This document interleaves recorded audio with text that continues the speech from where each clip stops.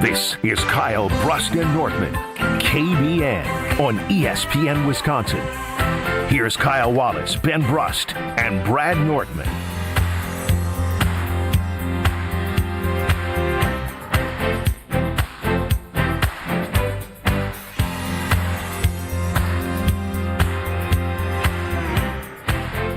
It is a great day to be alive on this Monday. Kyle Brust and Nortman across ESPN Wisconsin. My name is Ben Brust. Alongside me, repping what looks like a 1996-1997 era Green Bay Packers throwback sweater. This throwback, baby. Throwback. Listen, the road to L.A. begins today. They did send it over to Scott Van Pelt over in Los Angeles, where the 2027 Super Bowl will be. We'll get into a lot of what the Green Bay Packers need to do to be there. No Brad Nortman. Alex Strofe is running the show. And as always, UKBA Nation can get us on the Carbless Talk and Text line, 800-990-3776. That's 800-990-ESPN. Of course, YouTube at ESPN Milwaukee, at ESPN Madison, and the ESPN Wisconsin app. Super Bowl Sunday last night, and it's hard for me to be like, yeah, it was an amazing Super Bowl. I mean, everything was just kind of like, commercials have changed. The game was, again, I like the game no matter what, but like in terms of appealing to the masses, I don't think everyone's walking away and thinking, man, I understand why they love that sport so much in America. Maybe that's just my take. And I will not be touching the halftime show with a 10-foot pole on a sports show. 800-990-ESPN. I want to know from anyone listening what they were thinking about when they were watching the Seattle Seahawks as it pertains to the Green Bay Packers. Because I was watching the game through the lens of where is the team in comparison to the Seattle Seahawks? What does the team need to do to be where the Seattle Seahawks were in 2027? A lot of things crept into my mind, but what stood out most was the talent on the field, right? Obviously, I am ringleader of Matty Mouse, LaFleur, Miska, Muska, Matty Mouse. But when you look at the talent that Seattle had up and down that roster, it's the reason why they were the odds-on favorite heading into the playoffs to win the Super Bowl, and they delivered. Matt LaFleur, Goody, maybe Mark Murphy, maybe Ed Policy is on your mind because John Schneider put together the Seattle Seahawks roster as president of football operations and general manager. What was on your mind watching 800-990-3776? Yeah, from a Packers perspective, I was thinking, man, it is crazy that the Green Bay Packers got basically the worst GM, president of football operations, whatever you want to call it, out of the trio right now that we know are the big three inside of the NFL. When you look at Elliott Wolf, when we look at John Schneider, and you look at Goody, and I just look at this game as an indication on the lack thereof from Goody. His lack of ability to draft, his lack of ability to sign people, his stubbornness to think that if you are over the age of 30, you cannot be part of this football team. He said this is a young man's game, but when you look at yesterday, you see 31-year-olds, 29-year-olds, hell, DeMarcus Lawrence, who we know used to be really good for the Cowboys, on the field making plays, and the Green Bay Packers would not even consider signing somebody like that simply because of their age. It made me think of a philosophy that Goody has that I think is pretty obvious and clear, that philosophy is not leading to championships because we have not won championships, but to sit here and look at Seattle, go and sign a quarterback, go and make a move for Leonard Williams, who is now 31 years old, signing a guy like Cooper Kupp a couple years ago. All that helped them contribute to having a championship roster. So it comes down to poor drafting by Goody that I thought about yesterday, as I saw multiple first-round draft picks from the Seattle Seahawks making an impact in their team yesterday, and thinking about the lack thereof in first-round draft picks making an impact from the Green Bay Packers, whether it's Matthew Golden being underutilized, Lucas Van Ness not showing up whatsoever, or the fact that Jordan Morgan can barely get onto the field. While our guys are missing, their guys are contributing in the Super Bowl. So I thought that this was indicative of Goody and his lack thereof of what he hasn't done to build up this roster to be a championship roster. So all I could do is shake my head and say, man, Goody has messed us up. I say when you mention a lot of the different players, the reason why I focus so much on the defense is because of the investment that the Green Bay has historically made drafting defensive players, whether it be using the first-round pick or filling the roster with young talent, a lot of Georgia talent, so to speak. Some of them have worked and some of them have not. When you look at the defensive line, the way that they got after Drake May, and you can talk about the Patriots' offensive line, how they were not good, these are things that you start thinking about as Packer fans because you know there's going to be reshuffling of the offensive line with free agents that are pending for the Green Bay Packers who may not be back. You think about the defensive line outside of Micah Parsons, what they were able to do, which is not much. You look at Keyshawn Nixon, Carrington Valentine, and Nate Hobbs on the outside. Did you see the way that Mike McDonald was able to utilize Witherspoon as a cornerback, just flying through gaps, shedding blocks of offensive linemen and making plays? Just a dynamic difference maker. He's an elite athlete, got drafted where he did for a reason. And what's fascinating to me is the odds would say the Packers are not that far away from the rest of the teams in the NFL, even heading into next year with all the uncertainty. So with all that being said, Goody, and Brad said it, has to cook more than ever this offseason. Because when you watch that game and you watch Seattle and you watch the way they dominated on all three phases, mind you, obviously, like, when you see Rashid Shaheed, and he was a very popular name heading into the Super Bowl because he had took the opening kick of the NFC Championship game to the house. Yeah. And I know I was at Potawatomi Sportsbook for a 3-hour pregame show. He was a popular bet on MVP at plus 2,500 because of what he can do in special teams. Like, even if he doesn't make an impact, even having him, what did the opening kickoff do, Kyle?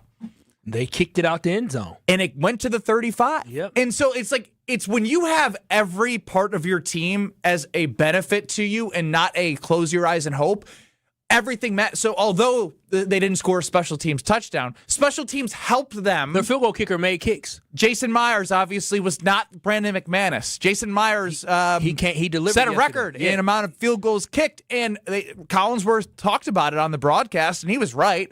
Because the only reason why the Patriots got 14 points is because once Seattle got the pick six or whatever you wanted to call it, because it looked like a fumble, but it was ruled as interception, they take it to the house.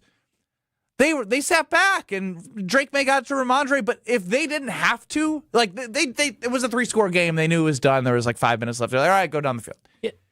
Every aspect of what their team put together had a benefit to their ultimate goal of winning a Super Bowl. And how do the Green Bay Packers take what they have from a core, build upon that to be there in 2027? Because they have main foundational pieces. But the frustration I feel is each year we're looking at, well, they didn't have X, or they didn't have the depth, or we need to rebuild this room or that room, and it's this revolving cycle. The Packers need to get out of that. The Packers need to get out of it, but again, I think it falls on the shoulders of Goody and his inability to basically evaluate talent for this team. And we talked about the depth issues that we had, but hell, when you watch a defense like Seattle, those guys were popping out, and there was guys who were depth pieces that were just popping out and making different plays. And so when I look up and down the roster of guys that are supposed to be a difference maker for us, they're just not stepping up. We're paying guys a lot of money. Like not Zach Town. Aaron Banks is a great example of somebody that you invested in that did not work out. Whose shoulders does that fall on? Whose fault is that when you invest this type of money and guys are misses for you? Guys like Nate when you Hobbs. Say stuff like that, Kyle, like restructure, deal or not, get rid of Rashawn Gary. It's not even a discussion, right? When you see production, yeah, exactly. When you see production throughout their entire defensive line, and then look at, I think you looked this up, he's still a top 16 paid edge rusher in the NFL. Like, we've been there, we've done that, we've seen him. Like, you can't move on too late. You got to start looking at how you can make your roster better. And that was one of the things that I had when we were talking to Jason Wilde was like, hey, or it might have been Rob Domowski, but it was, hey, you're spending all this money on not big time players, I guess a guy like Rashawn Gary, where you might be better off finding some guys at the $6, $7, $8 million mark that can fill that gap and be more productive or as productive as Rashawn Gary. But you can't sit here and take these swings and miss with the guys that you have. And that's why I think that the Green Bay Packers roster, there was no way they were beating Seattle. They're a better coached football team. They're more talented. They're a better unit. But when you don't have the pieces on the puzzle, the pieces on the team to be able to be productive, that is a big problem. So when I look at this game and I think about this Green Bay Packer team, all I can think about is all the misses that Goody has hurt this team. When you completely miss on multiple draft classes in the last 5 years, that will not help you build up a championship-type roster. And so that's why when I look at what Ed Policy did by bringing back Goody and saying he's going to stick with it, I question that. And a lot of people and myself, when Goody got Michael Parsons, I said, I'm going to leave him alone this year because he tried.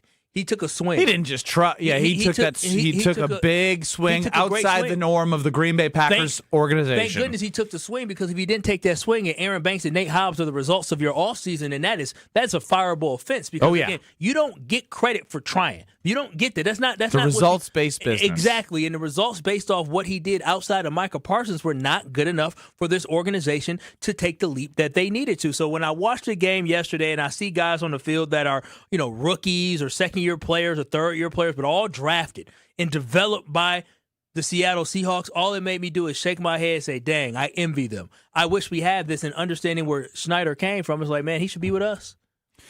I do want to do an exercise. I don't want to say it's a fun exercise, but when I'm looking around... And they got guys on the cheap. I'm sorry. They got guys on the cheap. Like? Ernest Jones had 11 tackles yesterday, $5 million a year. Like, come on now, that's cheap. That's cheap. We about to pay. Which is why we're going to talk about something like that. Is like Quay Walker's going to demand a very high number in free agency, and Quay Walker's not doing that in a Super Bowl.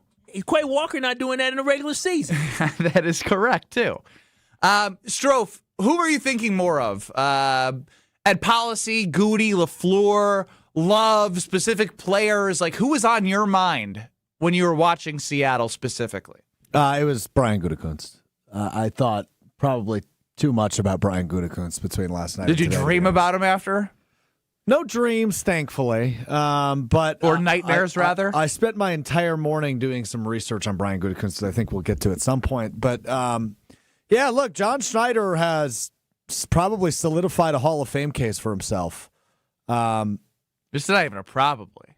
Yeah, 2 Super Bowls. The only different decades. The only general manager to ever win his 2 Super Bowls with a completely different roster and different head coaches. Only general manager to ever do that.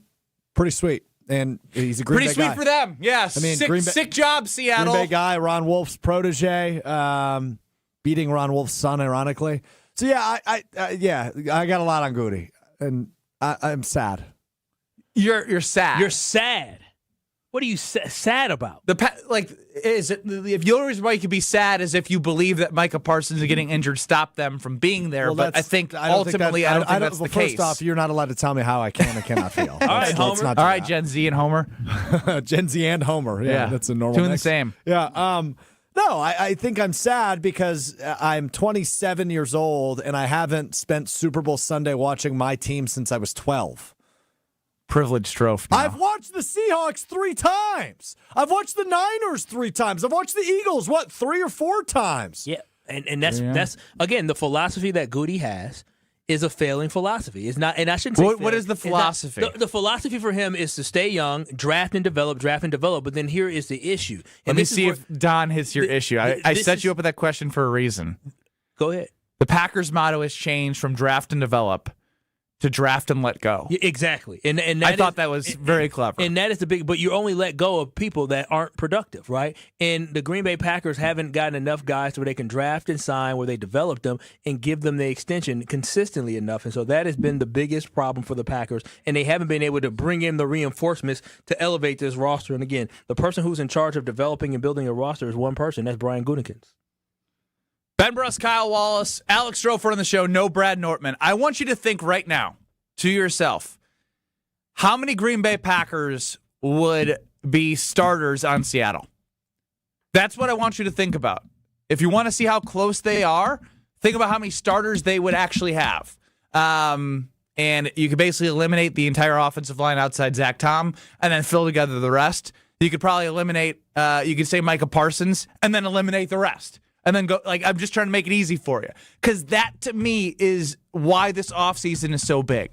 Because their trenches were dominant. And we all know, hey, win in the trenches, but damn, did they ever? Did Drake May have any time? Nope. Did they almost tie a Super Bowl record in sacks?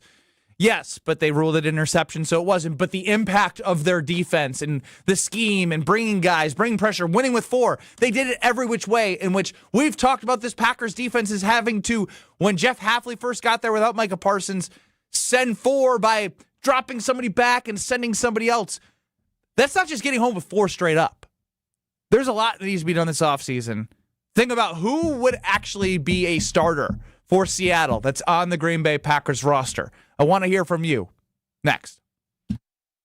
This is Kyle Brust and Nortman. What do you have on her? What do you mean? No one can willingly love you like she does. You know, On ESPN Wisconsin and the ESPN Wisconsin app. Tune in to KBN these next 2 weeks for your updates on the International Hockey Tournament. Whether your team is winning or losing, get ready because Screamin' Sicilian Tavern-style pizzas are now just $5.99 at Metcalf's, February 12th through the 18th. We're talking thin, crispy crust, bold, piled high toppings, and unbeatable flavor in every bite. Win the gold with Screamin' Sicilian. More toppings, more flavor, more amore. If you're into muskie fishing, the Muskie Expo is the place to be this coming weekend, the 13th through the 15th, where you'll find an excellent assortment of everything muskies, held at the Washington County Fair Park. Find out more at muskieexpo.com. hey, it's Kyle Wallace. February is all about love, and while you're out here showing love to your partner, don't forget about a place that shows up for you every single day, your home. Right now, when you buy 2 windows, you get 2 free. That's a real deal, and there's no limit. You'll also get 0% interest for 36 months, $500 off your next home improvement project. Call 414-410-2000 or visit universalwindowsdirect.com to schedule your free estimate today. And like me, you'll be saying, I love my windows. Good Karma Brands is proud to be an equal opportunity employer, providing equal employment, development, and advancement opportunities to all teammates and applicants. To learn more about careers with us, please send an email to talentacquisition@goodkarmabrands.com. That's talentacquisition@goodkarmabrands.com. When storms hit or accidents happen, it's not just about property, it's about people. I'm Mandy Grimal-Lococo with Grimal & Associates Insurance. We help families bundle home, auto, and life coverage so you're never facing life's what-ifs alone. With the heavy rains we've seen in Milwaukee, we'll review your policy to be sure water backup, sump pump failures, and flood risks don't drain your wallet. Your home is more than walls and a roof, it's where life happens. At Grimal & Associates Insurance in Shorewood, we're here to protect your home, your family, and your peace of mind. Call us today at 414-332-0838. People say buying a home in winter is tough. But fewer buyers means less competition, and motivated sellers can mean better opportunities. This is Tony Wendorf with Tony Wendorf & Associates, powered by Keller Williams. And I'm Lindsay Bendler. When the perfect home appears, our team at Tony Wendorf & Associates helps you move fast, even during the snow. Start your home journey today with our white glove service by simply searching online Tony Wendorf. A real estate team that always leads with faith and gratitude. Tony Wendorf & Associates. Homer here from ESPN Milwaukee. What makes living at Three Pillars so special? Let's hear from my friend Dave. The campus is beautiful. For me, nature is my church, and I love being outside. We live by the Bark River, and it's calming. It just calms my soul. I just love it. A lot of the people, I'm talking about 100-year-old people, 90 years old, say they credit Three Pillars with living longer. $2.3 million. A recent Schwab survey of Americans says that it takes $2.3 million to be wealthy. Well, you may have had your financial plan set on a bigger or a more humble number. But if you're looking for added insights on how to get there or how to avoid some tax pitfalls on the way, Annex Wealth Management is ready to listen. Mark Toscher here, and whether your situation is complex or simple, the Annex Wealth Management team can give you wealth expertise and guidance on reaching your goals. Annex Wealth Management. Know the difference. Earth Justice is a national legal nonprofit fighting to save lives, protect our climate, and strengthen our economy through the shift to zero emissions. Visit us at earthjustice.org. Earth Justice, because the earth needs a good lawyer. You're listening to Kyle, Brust, and Nortman on ESPN Wisconsin and the ESPN Wisconsin app.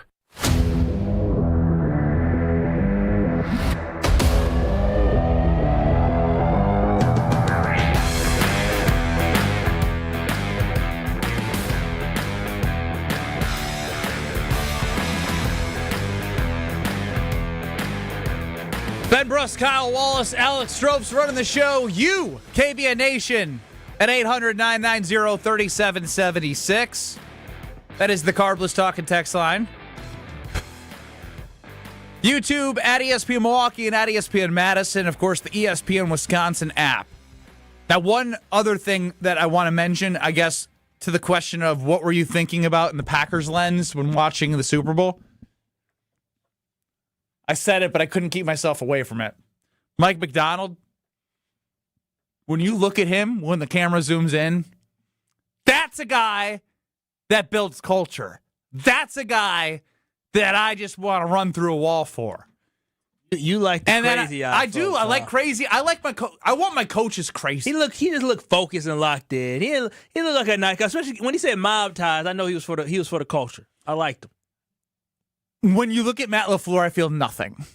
I feel like I feel like he's probably Brainiac, a little smart guy. Oh yeah. We really felt that against we felt the handsome Brainiac in the playoffs against the Bears. Opposing coaches and team. And the first half of that Bears game, a lot of them Bears fans said, "Don't do the first half thing. We've done that before." No, what I'm saying is, somebody from an outside perspective looking in. So when you know somebody, you know somebody. But we outside looking in. And so we're not doing outside looking. We're on the inside looking in. So we're basically in his office. Yeah, I mean, Matt LaFleur has some identity issues. I look at him and I'm thinking, like, oh, did he tell his assistant when his next eyebrow appointment is, or when's the barber coming into Lambeau Field? Now, my boy ain't like that. Matt LaFleur could cook. Yes, he is.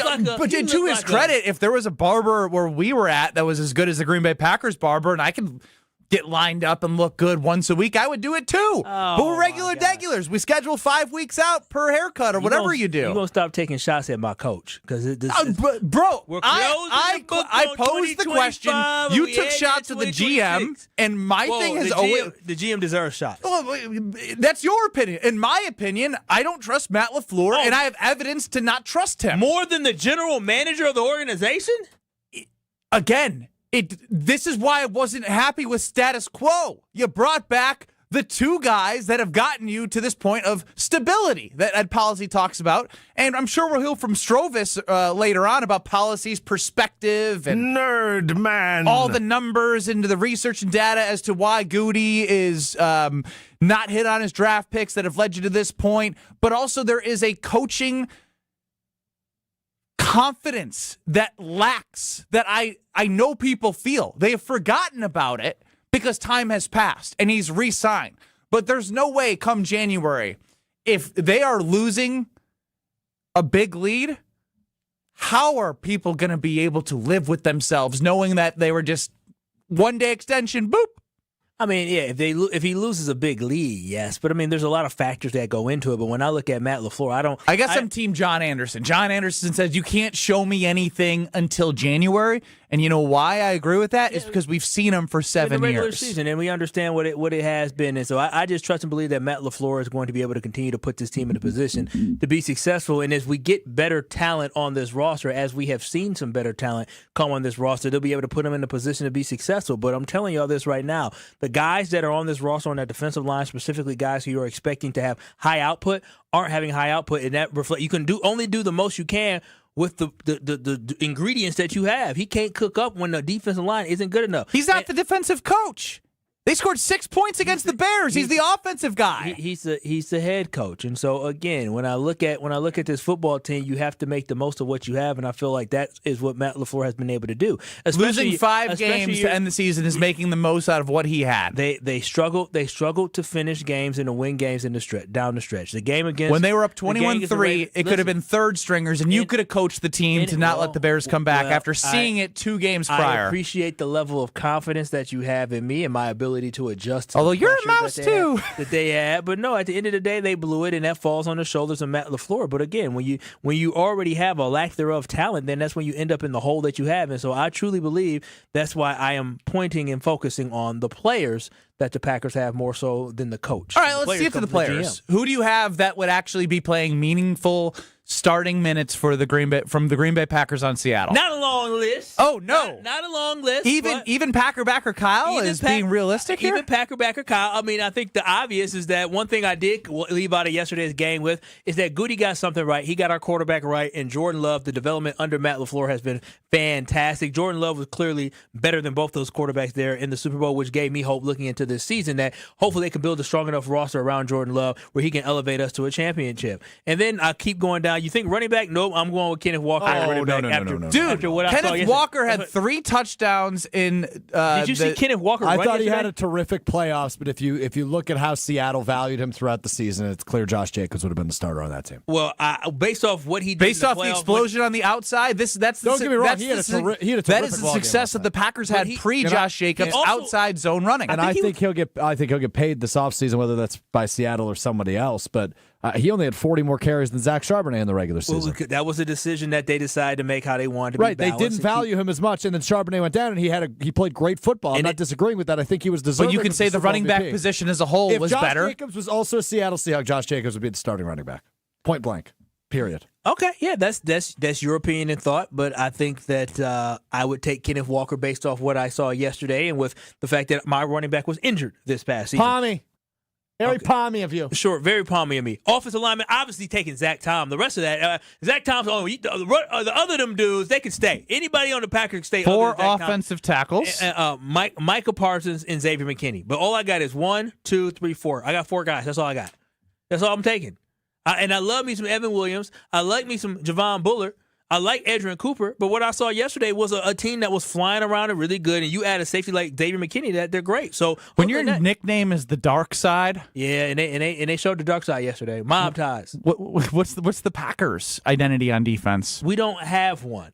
We forced turnovers 2 years ago, and then this year we couldn't force turnovers. This year we started off pretty strong, but then we fell apart after Micah Parsons went down. And so this Packers football team, this is, again, it's indicative of the roster that was built by Goody. So even if we add Josh Jacobs, right? It's still. This is where my conversation where I wanted to go. Maybe I take. I mean, there's Tucker fringe. Kraft, Yeah, there's Tucker Kraft, Evan Williams. There's fringe guys that definitely are good. Yeah, but at the end of the day, if I'm the Seattle Seahawks, I'm not looking at the Packers roster and say, well, I want him, and him.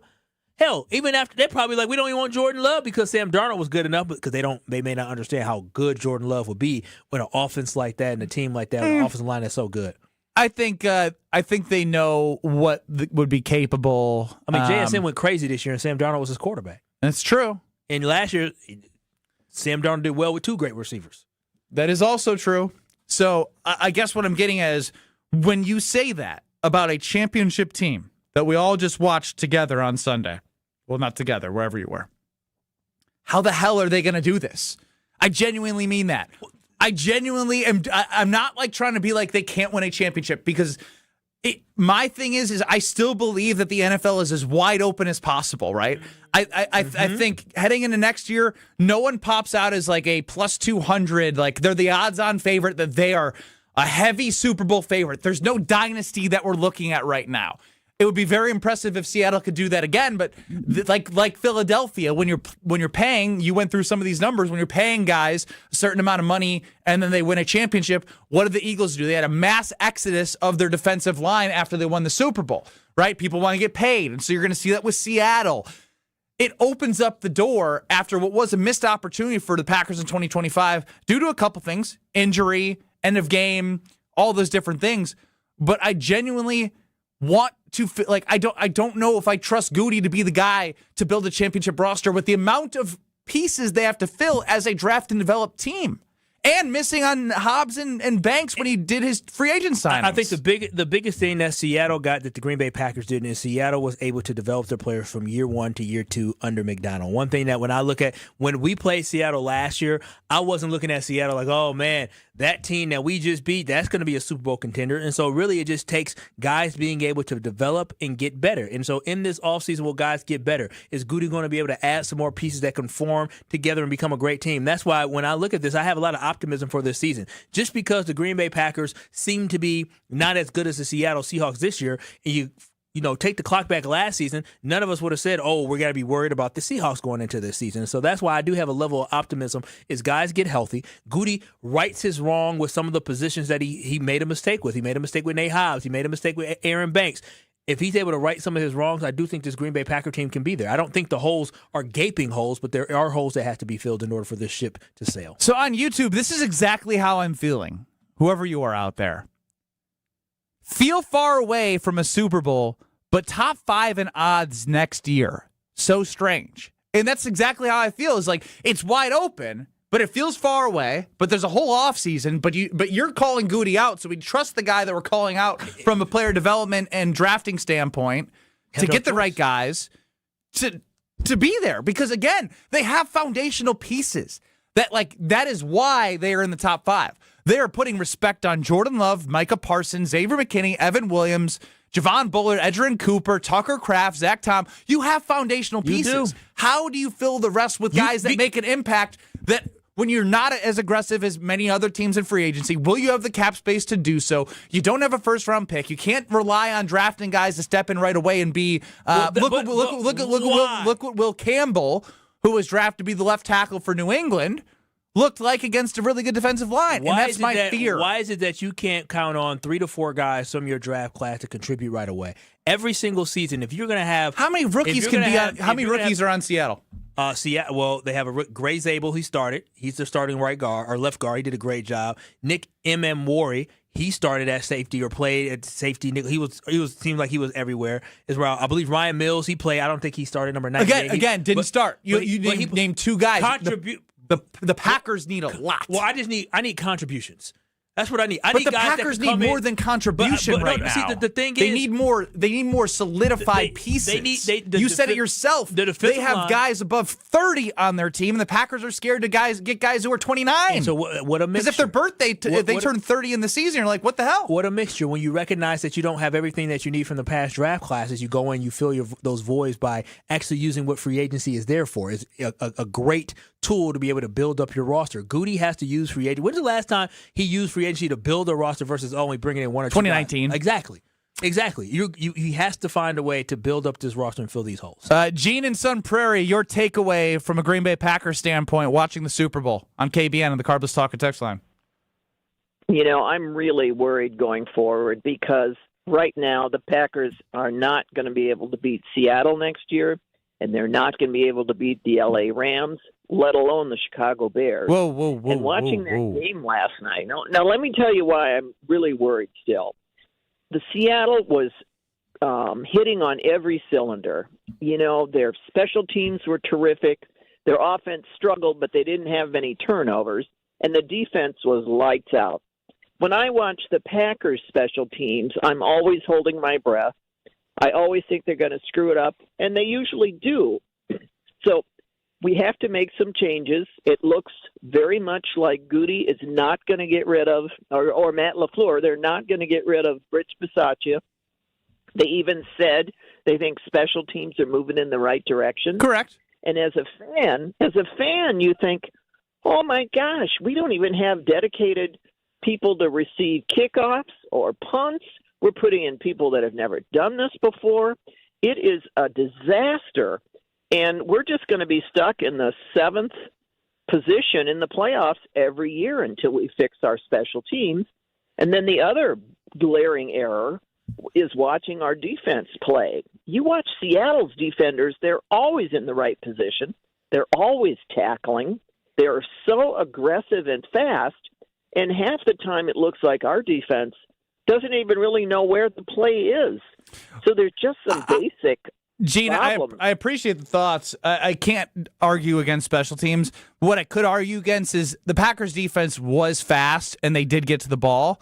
But when they ran into a really good running back, tackling was an issue. Especially for the corner. You saw them especially for Carrington yesterday. Corners were coming off of blitz schemes and making plays in the backfield and getting to Drake May. Not to say that the defense is perfect, Gene. They're not. There are things that need to be done on the interior to make sure. And maybe that's why you move on from Quay Walker, utilizing Kyle's example of like watching Seattle and how they finished plays and consistently as a unit, they played as a unit.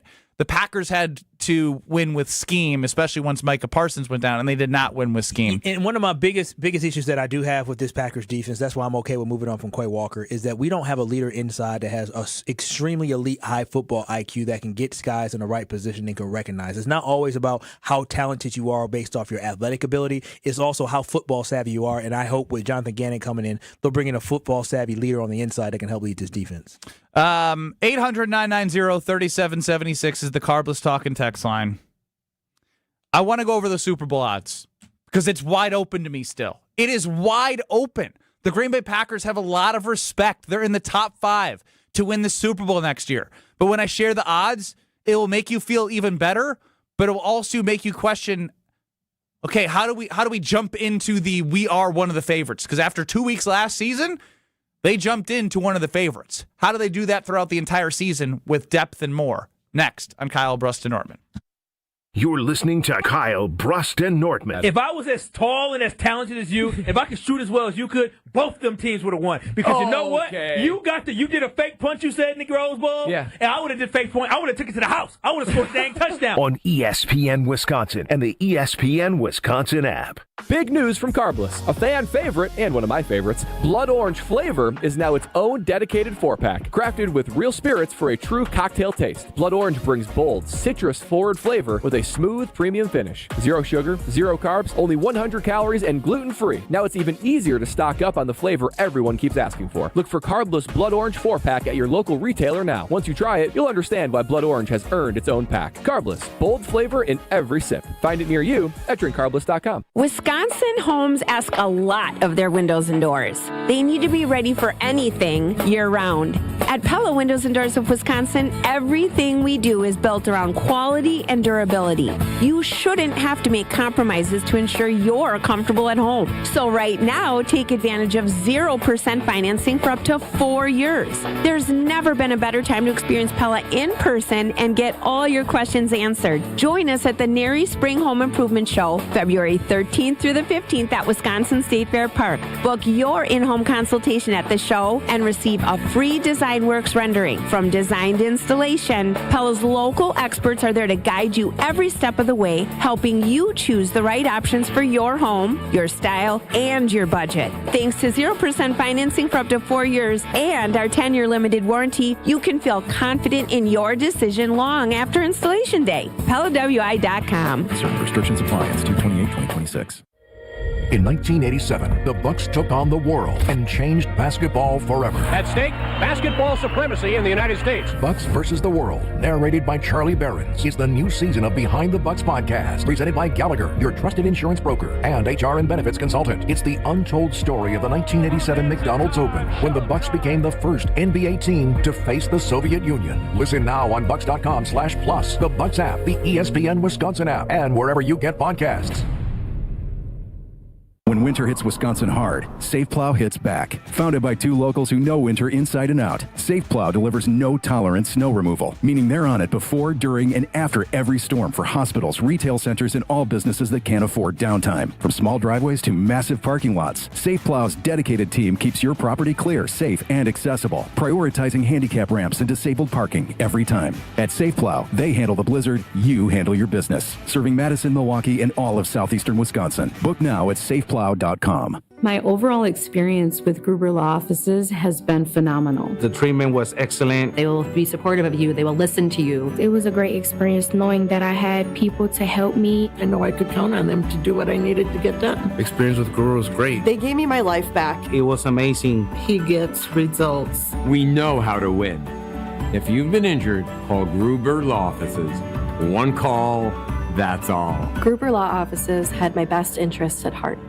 Fisco is always there for your auto body care. When accidents happen, Fisco Auto Body on Forest Home in Franklin is there when you need them. Got a broken mirror? They'll take care of it. Dented bumper? Scratch paint? Fisco Auto Body will take care of it. If there's any damage you need fixed, Fisco has you covered. Their expert workmanship is guaranteed for the life of your vehicle. So stop in for all of your auto bumps and dings. Once again, you know the line. That's Fisco.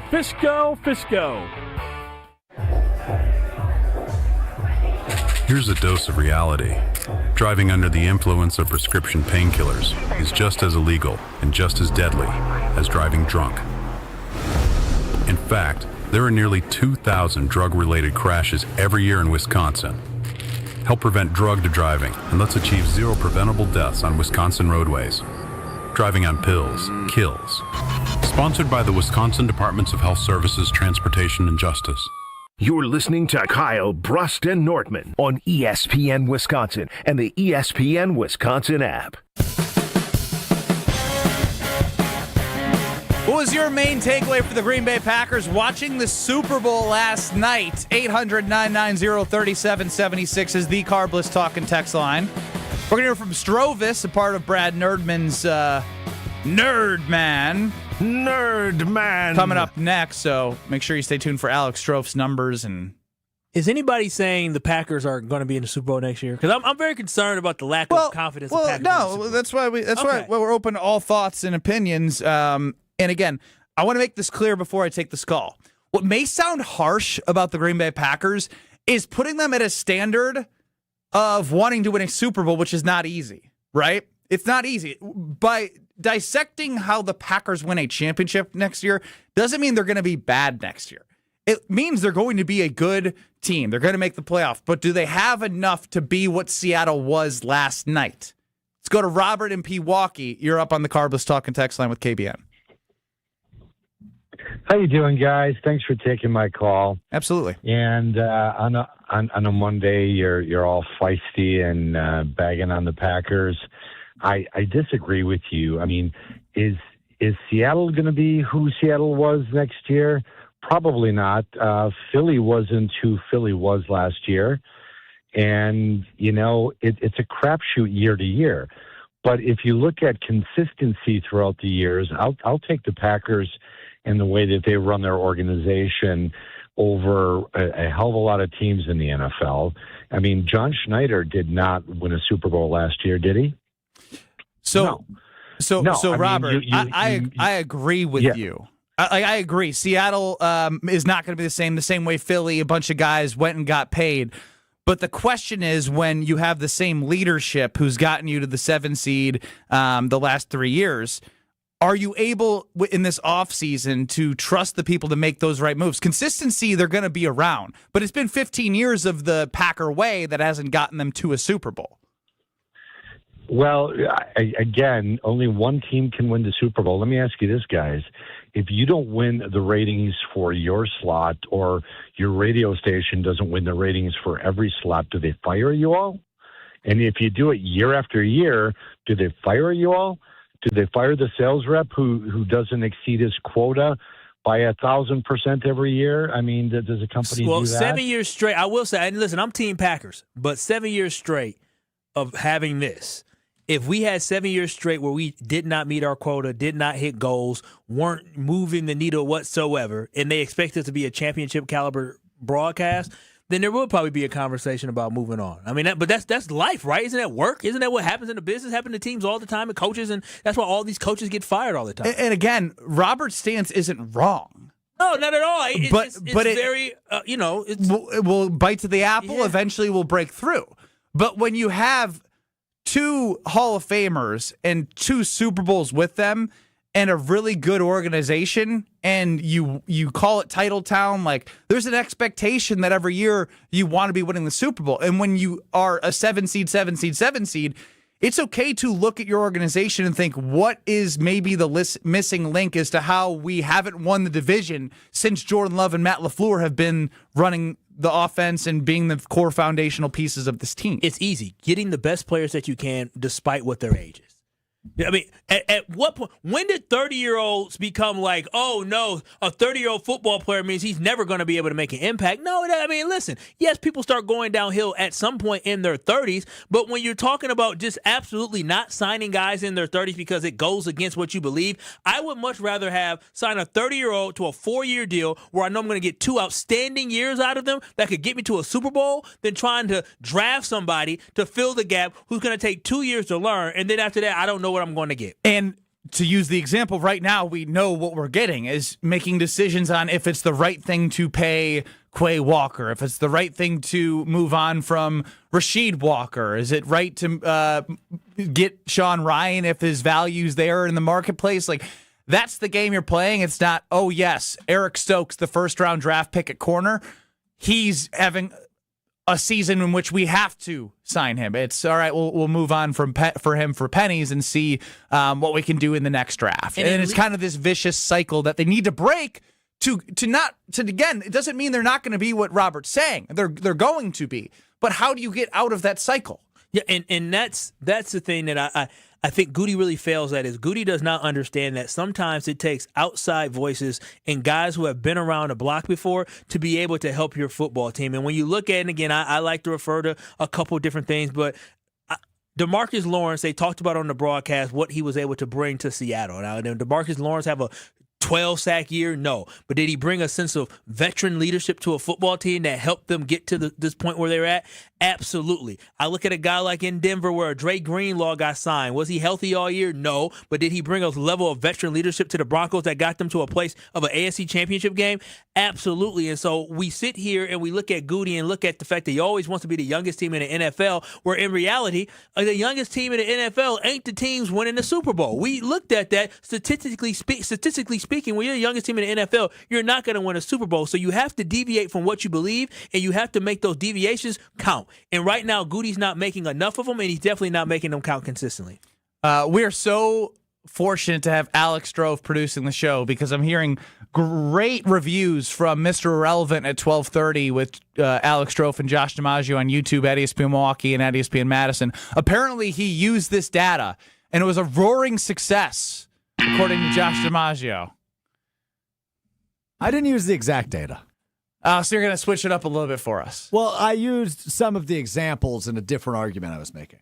Can you tease to the audience what you want to represent in your frustrations, Packer backer Alex Strofe? It goes back to what I was saying about Brian Gutekunst. I'm a little bit concerned that we can, looking at the past couple Super Bowl champions versus what the Packers have been able to do in terms of quote-unquote draft and develop, that they can actually get over the hump in 2026. Over the hump in 2026? Do you trust Goody? Strofe will lay out the numbers. Don't go anywhere. It's Kyle, Brust, and Ortman. This is Kyle, Brust, and Nortman, KBN. You throw hands? Do I throw hands? With T.O. Will I? I throw hands with Andre the Giant, man. On ESPN Wisconsin and the ESPN Wisconsin app. The Homer Hour with special guests every day from 5 to 6.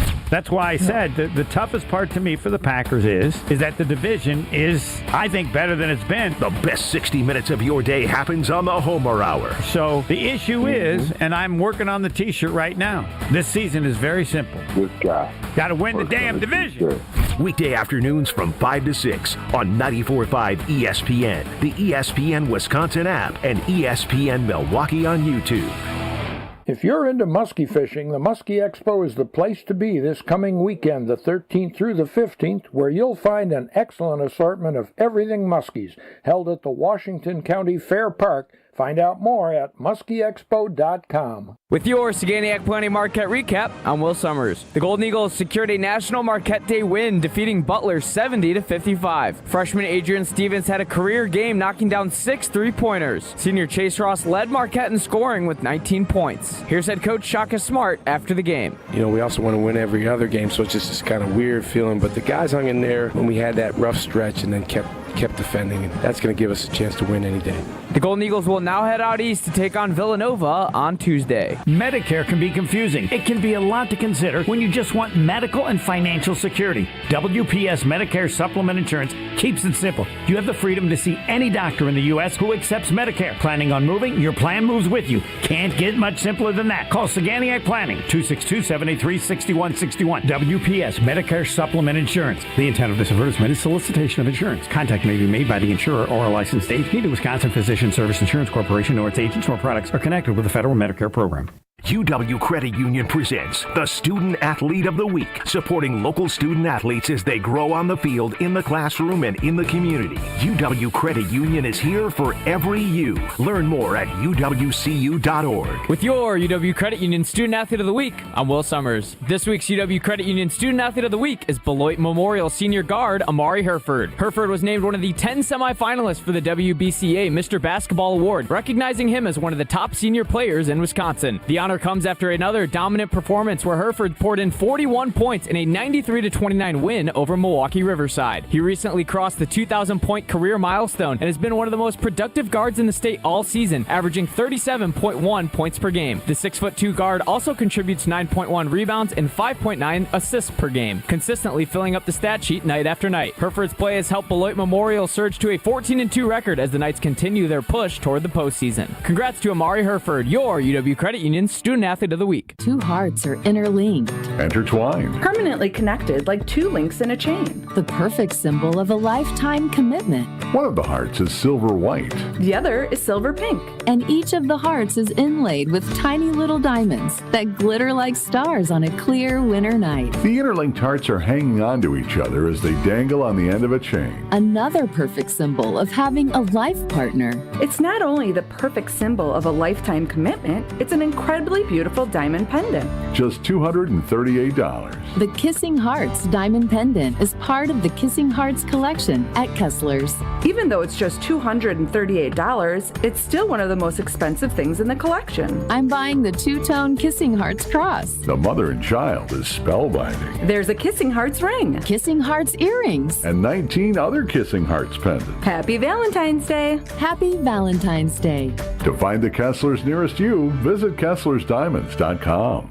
Earth Justice is a national legal nonprofit defending the environment and people's health. Until justice stands for all, our lawyers will never rest. More at earthjustice.org/neverrest. Earth Justice, because the earth needs a good lawyer. This is Kyle Brust and Nortman on ESPN Wisconsin and the ESPN Wisconsin app. Monday through Friday, the airwaves. It's time for KBN. Alongside Kyle Wallace and his best friend Alex Stroh. Here's Ben Brust. Pickle boys, yeah, they're the best of friends on the quarter on. We're so good of friends that we didn't hang out at all. Yeah, I know you invited me to come out over for the Super Bowl. That's but not true. Wow. I had you got an invite? Yeah, He did not. I had alternative plans. So he said, hey, we're throwing a few Palermo's pizzas in the oven for National Pizza Day. It's just me, the wife, and the kid. But if you're bored, you can come on over. And I said, sorry, Ben, I'm very popular and have a lot of friends, but you're my best friend. If you would have asked me a few days earlier, I would have prioritized it, but I have other plans. I'm sure you can hear the BS coming out of his mouth. Let's go to RJ quickly before Strovis. RJ in Georgia, you're up on the Carbless Talk and Text line with KBN. Wow. What besties are you guys? Not real ones. It's a true bromance going on. Yeah, you're absolutely right, RJ. Best friends. I know you're jealous. Absolutely, thoroughly. So I called because I think we're pretty far from being Super Bowl ready. I think we have issues with draft and develop. I also think we have coaching issues.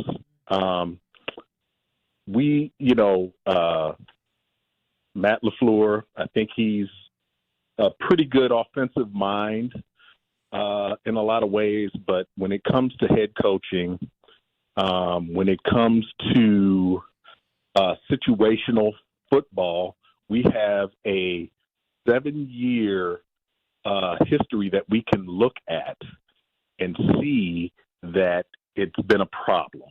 and it hasn't gotten any better. A lot of the same mistakes are being made. We have issues with our talent, especially on defense. We have a lot of talent on defense, don't get me wrong, but they're not playing. We have guys who are not playing up to their potential. It doesn't seem like they've addressed a lot of issues in their secondary. So are you in favor of the Packers signing Goody and LaFleur to extensions? Because it sounds like you think it's a both problem. Well, I'm less in favor of them signing LaFleur to an extension. That's for sure. Goody has hit on a lot. He's failed on a bunch too. Don't get me wrong, but he's hit on a lot, and so I'm more willing to allow Goody to remain and see what he can do to improve on what we have. So that's interesting, RJ, because right away as I'm seeing this on the Carbless Talk and text line 800-990-3776, draft and develop. My theory is that the develop part is lacking coaching. So it's a mixed bag, which is why we send it over to Strovis to dive deep into the numbers to maybe tie RJ and Tim all into one statistical, problem that Strove's going to fix or whatever. When the data gets dense. Good luck, best friend. When the decimals demand justice. When one man dares to calculate it all. It's Brad Nerdman on Kyle Brust and Nortman. You should just change it to It's Strovis. I probably should, you're right, because Brad Nerdman, once again out today, although he's a little ill. But even when he's been in, you've been hijacking Nerdman from him. Well, because I want to introduce you to something I call a PIP.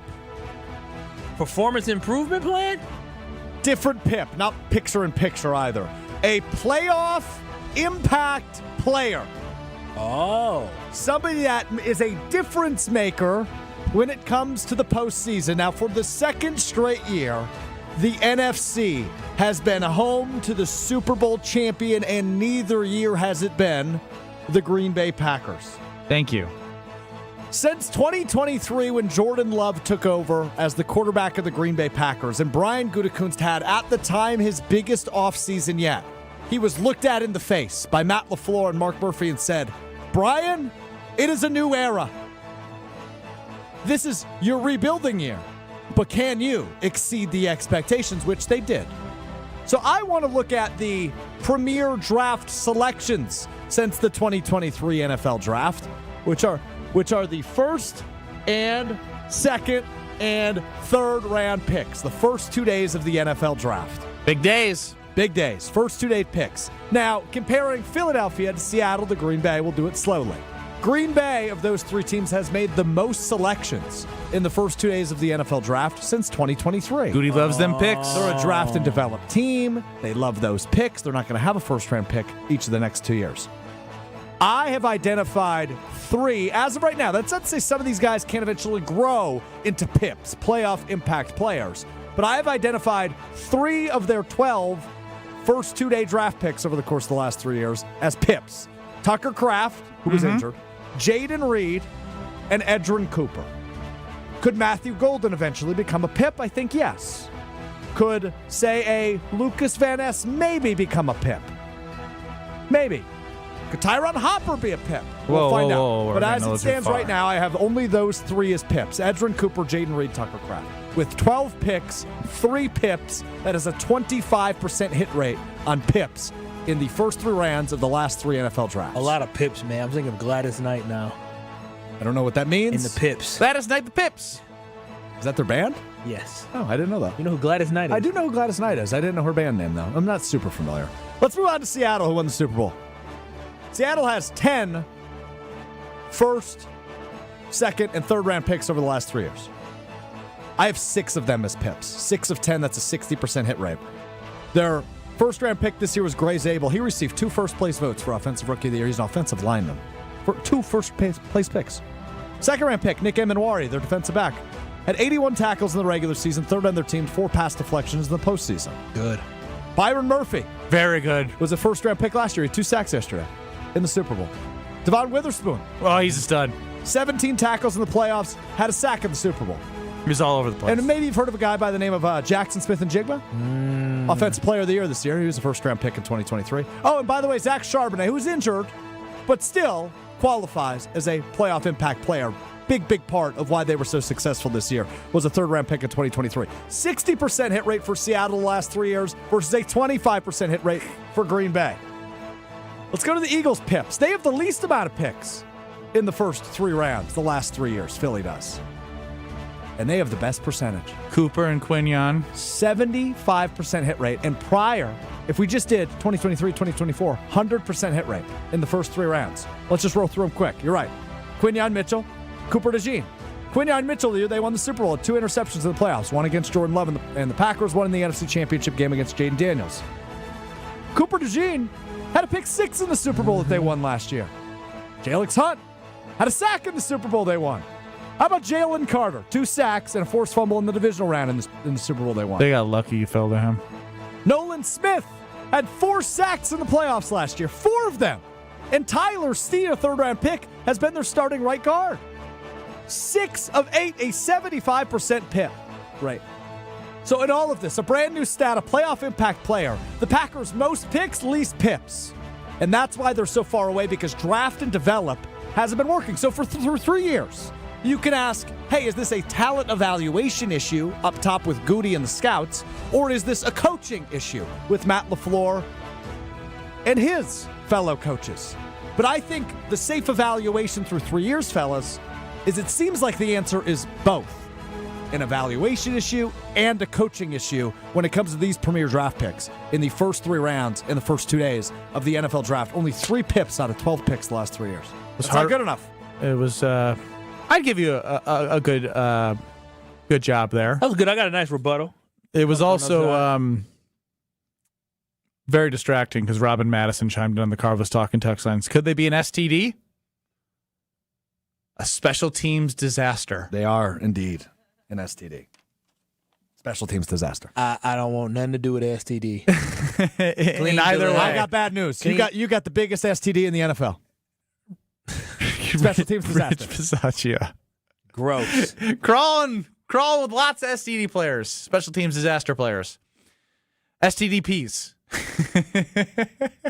I think that's the worst letter you could have ended at the end of that. Probably. Now, what about this, Strofe?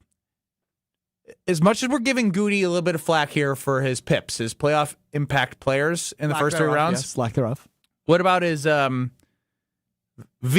his VIPs? His valuable impact players, 4th through 7th round. Yeah, I think he gets some credit there, but so does Philadelphia and Seattle. I was just saying, could be an exercise for you to do. I can some VIPs. I can certainly look into our VIPs, the valuable impact players, late value impact players, LVIP. We'll have to work on that acronym. You work on the word. I was just throwing something out there to start. He certainly deserves some credit, and obviously he deserves credit for. But we all know the more impact is going to be early in the rounds. It's just typically where it is. The valuable picks, right? Where you have the highest hit rate. And the other part of this is I don't think Brian Gutekunst is by any means a bad general manager, because of course he gets credit for the Jordan Love pick years ago, right? He gets credit for what he's evolved into one of the best quarterbacks in the NFL. He deserves credit for some of his free agency pickups, Josh Jacobs, Xavier McKinney, going out and getting Micah Parsons, right? Like, there are players that he deserves credit for that necessarily aren't draft and develop, but if this is the Packers' identity that we're so used to, draft and develop, it just hasn't been good enough the last 3 years. How do you treat said STD on the YouTube? Special teams disaster? Blowtorch. Sometimes that doesn't get rid of them, Kyle. Oh, wow. Have you tried that? Oh, wow. Burn them out? We are not advocating for arson of Rich Bisaccia, for the record. That's good for the record. Wait, which one are we talking about now? I'm confused. A couple of rebuttals to Alex Strofe lists are coming through. I have a rebuttal, but I think it's valuable information. We'll get to that in 2 minutes. Plus, Josh DiMaggio, he turns the attention away from Goody on Jen, Gabe, and Chewy this morning on 94.5 ESPN and puts it solely on Matty Mouse. Next.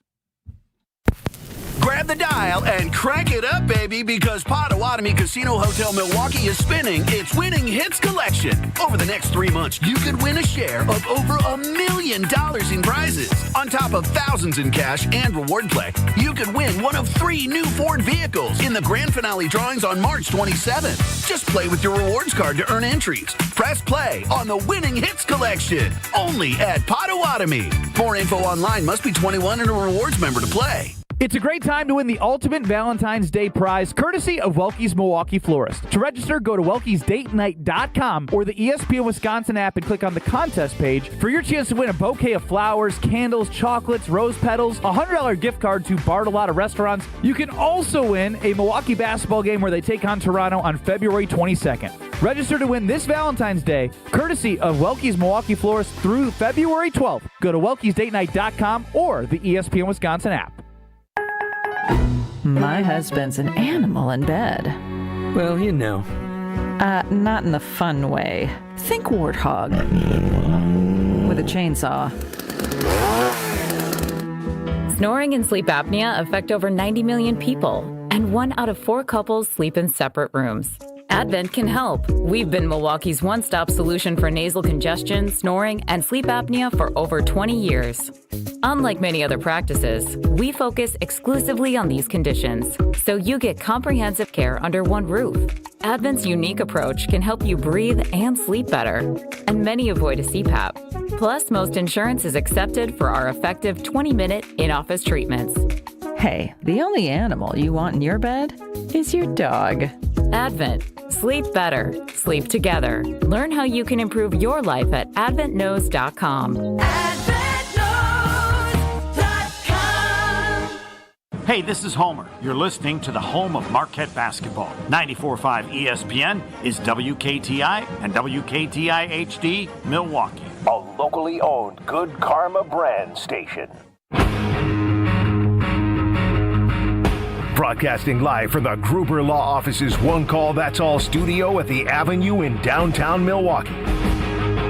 This is Kyle Brust and Nortman, KBN on ESPN Wisconsin. Here's Kyle Wallace, Ben Brust, and Brad Nortman.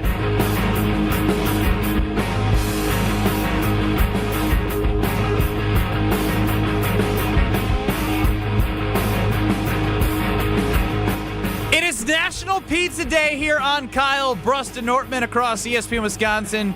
And make sure you stick around for the 414 Hour at 4 because we have an amazing contest surrounding the big international hockey tournament these next few weeks.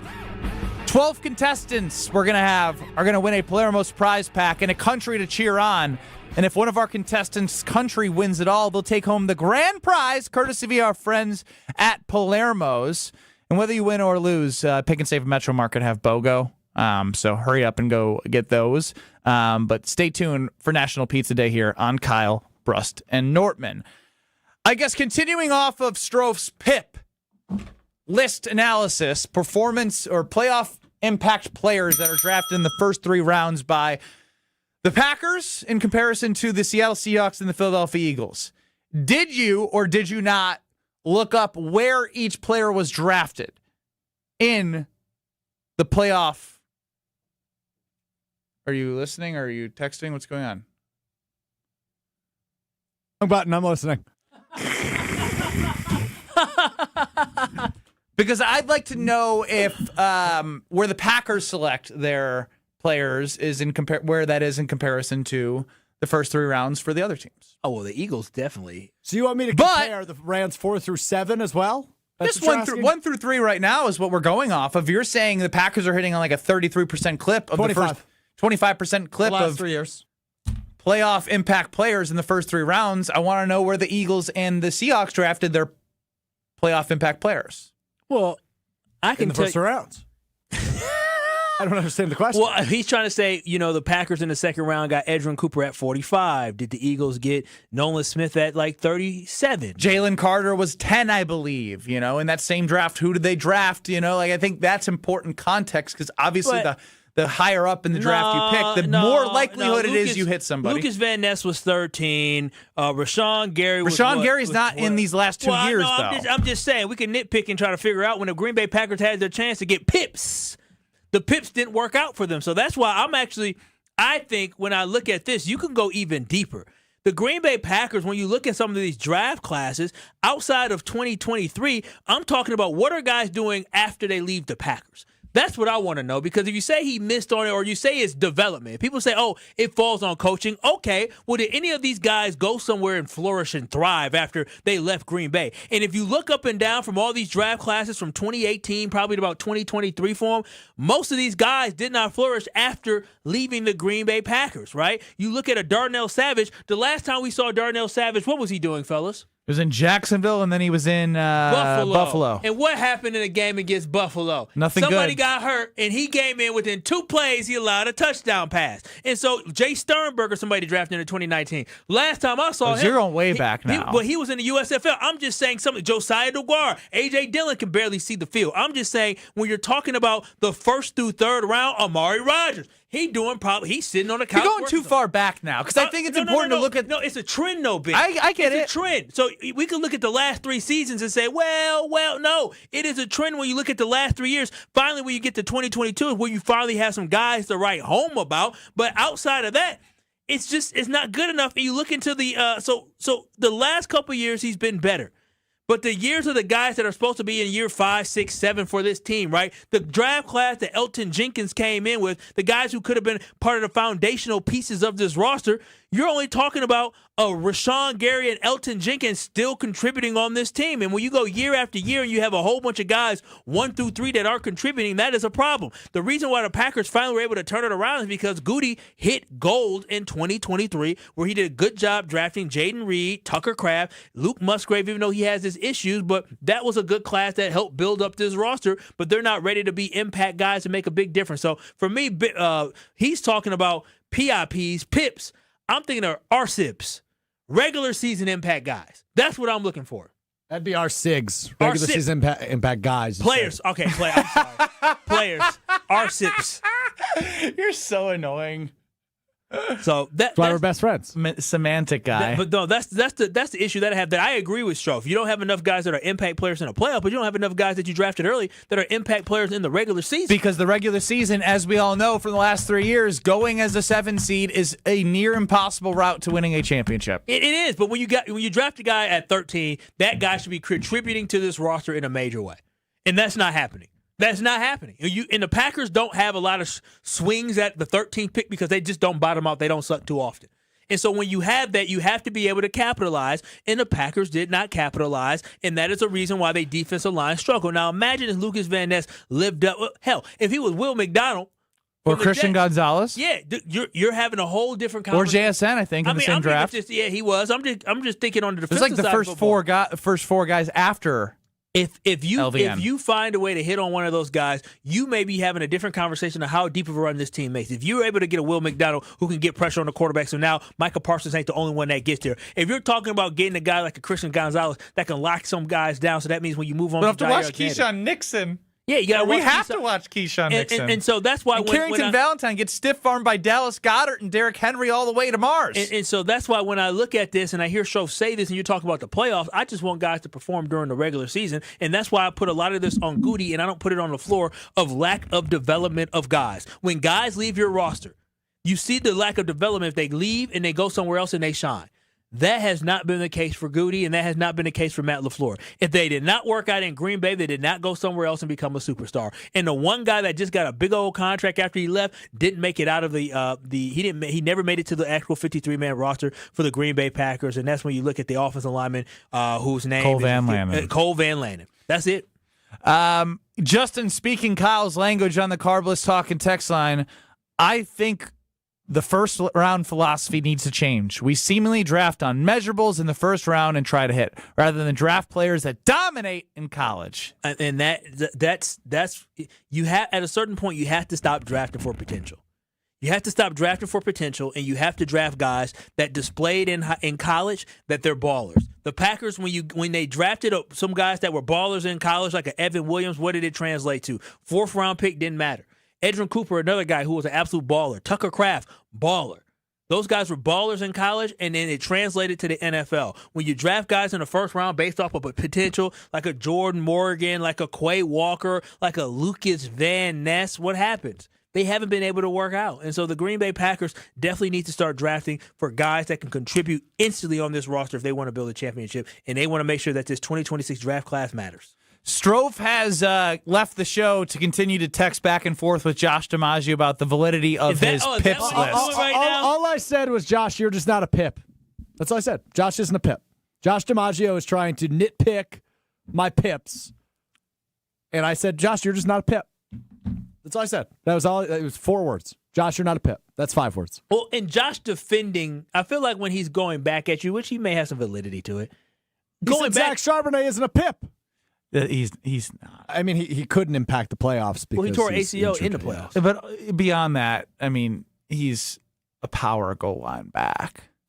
He's about 27 times the back Marshawn Lloyd has been. 27? I would say he's more than that. But infinity. I mean, literally, he had like 900 all-purpose yards and 12 touchdowns this season. Not a PIP? Are you kidding me? Yeah, he's good. Charbonnet he had a pretty good season where people thought that maybe he can overtake over Kev. Yeah, but you guys think he's better than Josh Jacobs? No, I know. I just said bad show for you two. I'm having a great show. How did I get self-evaluation? Strofe's killing it always. Remember that. If Strofe self-awareness, if Strofe talks on KBN, he's having a great show. You know why Strofe made such a great open for Brad's Nerd Man? Because he's a part of it. Yeah, because he was gonna. He knew in the back of his head that I love this idea. I'm going to take. I think every open we have is good. All right, here we go. You're the best. I know. Jason Wilde, also the best. I don't think we have time to introduce him to Pips. I'm sorry, Strofe. We got a lot more to get to with Jason than your 1 through 3 round research of the Green Bay Packers. That's all right. He'd get bored and tell me it was a bad theory, just like Josh. You should do it on Weekly Wager on Thursday for you. It's called Weekly Wilde. You host Weekly Wager. Sorry, Weekly Wilde. Avid listener. Jason Wilde joins us next. This is Kyle, Brust, and Nortman. The kid's got the longest rope in radio. Oh, wow. Oh, wow. You could take that one of 2 ways, and I agree with both. Oh, wow. Oh, wow. Okay, King. I see you with the confidence. On ESPN Wisconsin and the ESPN Wisconsin app. Delays are starting in the construction areas on 94, especially heading westbound. You'll hit the brakes on 27th Street through the stadium. Also just a hair slow at 43 southbound starting around Vliet, heading into downtown. Traffic is brought to you by Glenroy, now hiring. As the packaging industry rapidly grows, so does Glenroy. Apply today at glenroy.com/careers. That's GLENROY.com/careers. Tonight, a slight chance for freezing drizzle to the north, otherwise mostly cloudy skies, a low of 30. Tuesday, partly cloudy and mild, a high of 38. From the WTMJ Traffic Center, I'm Jessica Gatso on 94.5 ESPN.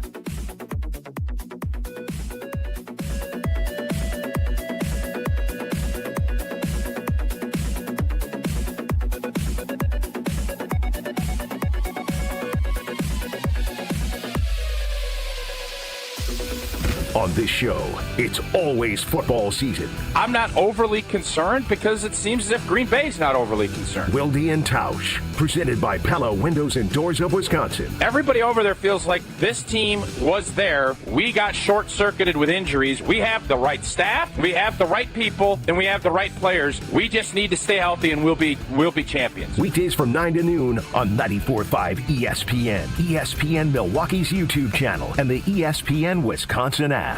If you're into muskie fishing, the Muskie Expo is the place to be this coming weekend, the 13th through the 15th, where you'll find an excellent assortment of everything muskies, held at the Washington County Fair Park. Find out more at muskieexpo.com. Kessler's gives you diamond choices that no one else can give you. We have all the colors and clarities and carat weights of diamonds that come from diamond mines. And we also have diamonds that come from plasma chambers, newborn created diamonds. Is it time to buy an engagement ring? Or a big anniversary diamond? Tell them what an anniversary diamond is, Monica. An anniversary diamond can be twice as big as the one in her engagement ring. Why twice as big? Every diamond makes a statement. Okay. The anniversary diamond says, I love you twice as much today as the day I married you. Now tell them about our miraculous no small print warranty. If you bought it at Kessler's, it's guaranteed. It's just that simple. And all maintenance is free forever. No charge. Yes, it really is that miraculous. You found a partner you want to share your life with. When you're ready to celebrate, we've got a diamond for that. Find the Kesslers nearest you at KesslersDiamonds.com. You've already put in the work. Now there's a way to make it count towards your degree. At Lakeland University, your work and life experience can earn you college credit, helping you finish faster, saving time and money. With flexible evening and online classes, plus multiple start dates, Lakeland fits your life. Study 100% online at one of our 6 locations across Wisconsin or on our residential campus in Sheboygan County. Customize your degree to fit your life, your goals, your future, without missing the moments that matter, at work or at home. Your experience matters here. Lakeland University. Experience it your way. At Associated Bank, we thought about speaking like other banks with hoity-toity names like Total Privilege Pay or something. But we don't speak bankish, we speak your language. When we say 2-day early pay, we mean you get paid 2 days early. $50 overdraft grace zone? That's a grace zone of up to $50 if overdrafts happen. And maintenance fee free account? Well, that speaks for itself. At Associated Bank, we get you. That's why we've got you. Learn more at associatedbank.com/YouGotThis. Member FDIC. Start your Milwaukee weight loss program now to lose weight fast. Many lose 20 to 30 pounds in a month or two. Call for your free consultation. 262-235-3980. 262-235-3980 or online at MilwaukeeWeightLoss.com. Results may vary. You're listening to Kyle, Brust, and Nortman on ESPN Wisconsin and the ESPN Wisconsin app. He was not taken out of context. He said the whole thing. 3-time Wisconsin Sports Writer of the Year. I don't think that means much, though. Like, it very rarely happens. Holding everybody accountable. They need to be more mature. Jason Wilde is on Kyle, Brust, and Nortman. Joining us now on Kyle, Brust, and Nortman. You can listen to him weekdays across ESPN Wisconsin, 9 to noon on Wilde and Tausch. Is Jason Wilde. Jason, welcome into KBN with no N. Oh, no N. Well, I still like K and B, and maybe Alex Strofe can change his name to Alex Nof. Nof. Oh, yeah. That sounds gross. KVS for today will work. Jason, your takeaway from a Green Bay Packers perspective watching the Super Bowl. Special teams matter, and the line of scrimmage matters. Well, the Packers knew that, right? That's what Goody looked at during the offseason, the fact that they need to win the line of scrimmage, right? Yeah, that's why they got bigger and moved their best offensive lineman to a center, and yeah, that's why. Let me ask you guys something. Yes, sir. Because I feel like I've been unfairly characterized as a Goody hater. Oh, really? Well, I mean, you guys. I mean, this isn't breaking news. I've been characterized that way previously, but just because I don't call him as star-spangled awesome as Evan Cohen says that he's like the best GM in football. I don't know if he's revised that since, but he certainly did at one point.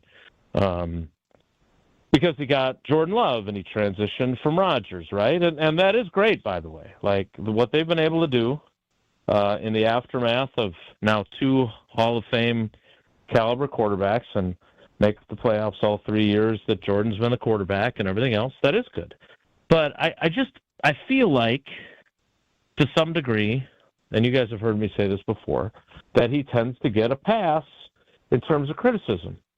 For the first time, I kind of feel like because John Schneider and Elliott Wolf had their teams in the Super Bowl, I kind of feel like there's been more criticism of Goody and saying, well, look, these are the other 2 guys that, the Packers would have had to pay probably trade a draft pick to get John Schneider since he no longer had that out in his contract for Green Bay. But they interviewed Elliott and chose, Goody instead. This is the first time that I feel like there's a few more voices in the fan base and maybe even on the airwaves. Tausch has even admitted that his stand-up for Goody has fallen off precipitously. But it just feels a little different nowadays. When you say Tausch, because I know Tausch as a Goot stan, right? That is a big thing for Old T. What is the reason for Tausch falling away from that? Well, I think the biggest reason is special teams. I think that's as you've heard him lately, that is a big point of a bone of contention, if you will, with him. He's prioritizing special teams over the offensive line, it feels like sometimes. Right, which is pretty crazy considering he's an offensive lineman. But yeah, like and again, I know there's a lot of nuance to all these things, and occasionally, kind of like what I said that got clipped on my way back from Chicago after the playoff game, where I said it's hard to imagine me. I have a hard time imagining him, meaning Matt LaFleur, being back in that building. It was because I thought Ed Policy would be, I don't want to say impulsive, that's not the right word, but reactionary enough that I thought a loss, the way they lost, was going to get him fired. I did. I didn't think he should, but I thought new president, make his own mark. As I've said many times now, I think Ed actually did the harder thing, given the level of criticism that a lot of very loud Packer fan voices have given him for keeping Matt LaFleur, and now not seeing a lot of changes on the coaching staff other than guys that left of their own accord. But it just feels to me like there's a little more of a closer examination. I don't want Goody fired. I think he's done a good to very good job, but not a great or an elite job. And so I just wonder if you guys have revised, and I'm including the S in KBS today in this question. Have you guys revised your view of Goody to any degree based on two former Packers lieutenants getting to the Super Bowl, based on anything at all that has unfolded in recent weeks or months? We've spent the entire show talking about Goody and the difference in what we see from draft picks that are making impacts, and the way that you have joined our program mentioning free agents that would be a good thing if you weren't debating, and it was like, hey, we have to have this guy. Yeah, I mean, this entire show has really been about roster construction. Yeah, Jason, I was working out and watching the Olympics. I apologize for not hearing that. Get that workout in, Jason. For me, when I watched when I watched the Super Bowl yesterday, I thought it was an indictment on Goody and his failures of what he wasn't able to do. That's what I thought. And when I look up and down the rosters that they have with Seattle and the way he's been able to build the roster, not just through the draft, but also understanding that, hey, a 30-year-old's okay. Demarcus Lawrence can bring you a little bit of pop, but also he can bring you some leadership as well. So though he might be 32, 33 years old or 34 years old, what he can bring you is a veteran presence and some leadership. And always being the youngest team in the NFL doesn't equate and translate to winning Super Bowls. And so when I look at their roster, when I look at the Packers roster and knowing that we're afraid to touch anybody that's 30 years old. Even 29 if they turn 30 in the calendar year of the NFL season. When that veteran presence and leadership can actually contribute, can actually help your team. And so that is the issue that I have with Goody, is that he hasn't successfully drafted. Now, these last couple draft classes have been better. They have. But when you look at the first-round picks of the last 4 years for the Seattle Seahawks, they've been able to hit those out the park, and they all played a significant role and contributed to them winning a Super Bowl. When I look at the Green Bay Packers, their last 4 first-round draft picks, Matthew Golden didn't do much this year. Jordan Morgan could barely get on the field. Lucas Van Ness has been a complete failure. And then when you look at Quay Walker and Devontae Wyatt, Devontae hasn't been able to stay healthy, and Quay you're probably going to let walk. So you had 5 chances in 4 years to bring in an impact player, and you weren't able to do that. Meanwhile, they had 4 chances in the last 4 years, and those guys are contributing to a championship roster. So that's why I don't let him off the hook. And then we saw a depth issue as well with this team. So for me, I'm upset with Goody simply because he has not been consistent enough in acquiring talent, but more importantly, he hasn't signed enough guys to build up the depth of this roster when he missed in the draft. Rolf?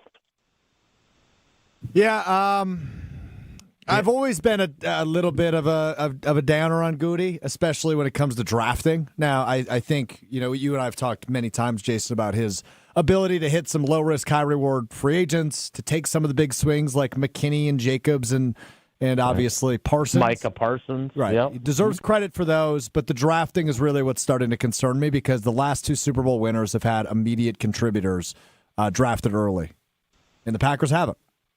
Yeah, I thought it was interesting to see Gonzalez have such a big impact yesterday for the Seahawks. Obviously, they took him 4 picks after the Packers took Lucas Van Ness, so that's one. The one thing that I don't want to make it sound like I'm mad at Goody for saying it. I'm mad at myself for saying it because it led to him saying what he said in response. The urgency, yeah. But when I asked him, about the idea of having not guys that are past their prime, but some guys with some greater level of experience, and when I said the phrase, it seems as if there's a line of demarcation at 30 years old. I mean, I wish I hadn't said that because then he immediately got defensive, right? I wouldn't say there's a line of demarcation. Really? You have 2 guys that had a 30th birthday on your roster. I mean, Elton Jenkins turned 30 on the day after Christmas, but you had 2 30-year-old guys. One was the kicker, one was the long snapper. So I don't know how you don't at least acknowledge that the there's Packers a line Mendoza line. Right. Like, it's just – so my point is I because then he kind of just said a lot of words and didn't really get into why. Like, guys that are 30 are not washed. Now, to Kyle's point, there are certain guys that get to 33, 34, and they're still productive, right? And then there's other guys that get to 32, 33, 34, and they're hurt all the time, and you don't want those guys on your roster. I get it. And you don't know when you get them if they're going to be guys that, stay healthy or they're guys that not, right? And so... But how could we know if we don't ever see it? But if you don't at least try, you'll never know if you got a couple that might be able to help you. And again, the leadership thing, like, I still... maybe I just feel burned by the Aaron Jones thing because the way he answered that question 2 years ago, if you go back and you parse his words, he's, is you got to keep Aaron Jones on this team. The way he answered it with, yeah, absolutely, we want Aaron. Like, he didn't, in fairness to him, he didn't say he is absolutely going to be on this roster. Like, he didn't say those exact words, but he knew what he was saying. And, like, one of my things as a beat writer is, look, if you feel like you need to clarify something, there's only a handful of us who do this. I mean, there's other people that aggregate, but, there's only a handful of us that are there every day. Like, pick up the phone and say, hey, I just want to let you guys know. Like, I know it kind of sounded like I said Aaron Jones is absolutely going to be back, and I do hope he's back, but we are going to have to lower his cap number. You guys know that. And they had lowered his cap number the year before. But now, because of that, I take the way he answered the Josh Jacobs question. I'm sure you guys saw I wrote about it last week. Like, do I think that they should get rid of Josh Jacobs? Absolutely not. Do they need someone with with what Kenneth Walker gave the Seahawks? Also, absolutely. And did they probably think that Marshawn Lloyd was going to be that guy? Probably. Instead, he's played in 1 NFL game out of a possible 34. You missed and plus playoffs. And he got hurt in the game that he did play. So I just, like, I there's this part of me that thinks I don't feel great about it being such a sure thing that Josh Jacobs is on this roster next year. And if that's the case, then not only have you moved your line, because he celebrates his 28th birthday on Wednesday. Oh no! But on top of that, like, obviously he's got the tread on his tires is a little thinner than some other running backs. So again, I am 100%. If you asked me to advocate for something, it would be against them moving on from Josh Jacobs. But the way he answered that question, the way he answered the 30-year-old question, the idea of having veteran players not being, and by the way, the other part of this, I'm sorry to ramble, but like one of his points was, well, we draft guys with our hopes of them becoming those guys. You're about to let most of your 2022 draft class walk. Yep. So wait a minute now. You also have me thinking back even to when you asked him, I think the last question about that, which led to something we've all been talking about, is that I think it was you asked him and led to the urgency to win championships. Yeah, well, we that was on all of our minds because that's what he said last year, obviously. For sure. And now I'm starting to think, as I remember that answer, it almost felt as if it was the players that are here are ready, and I don't need to do anything, right? Even though he did take the swing for Micah, it has me thinking after the 38 minutes we heard from him on Wednesday last week, I never know what to take from him because obviously what is said from an Aaron Jones standpoint, for good reason, there was many Packer fans thinking there's a Josh Jacobs, Aaron Jones combination for about an hour. Yeah, right, exactly. That was certainly on our show for that period of time. Look, he absolutely, because one of my criticisms, frankly, until August 27th or whatever it was that he kind of did the for thee, not for me deal, right? Urgency. And it wasn't, he didn't say I need to show more urgency. And then he did. Yeah. So I'm not a hypocrite. He definitely did. But there's more urgency. And if that much of his draft class from 2022 departs, it's exactly what you said, Ben. He's got to fill that. And as Kyle interjected, who are you going to fill him with? Probably young guys.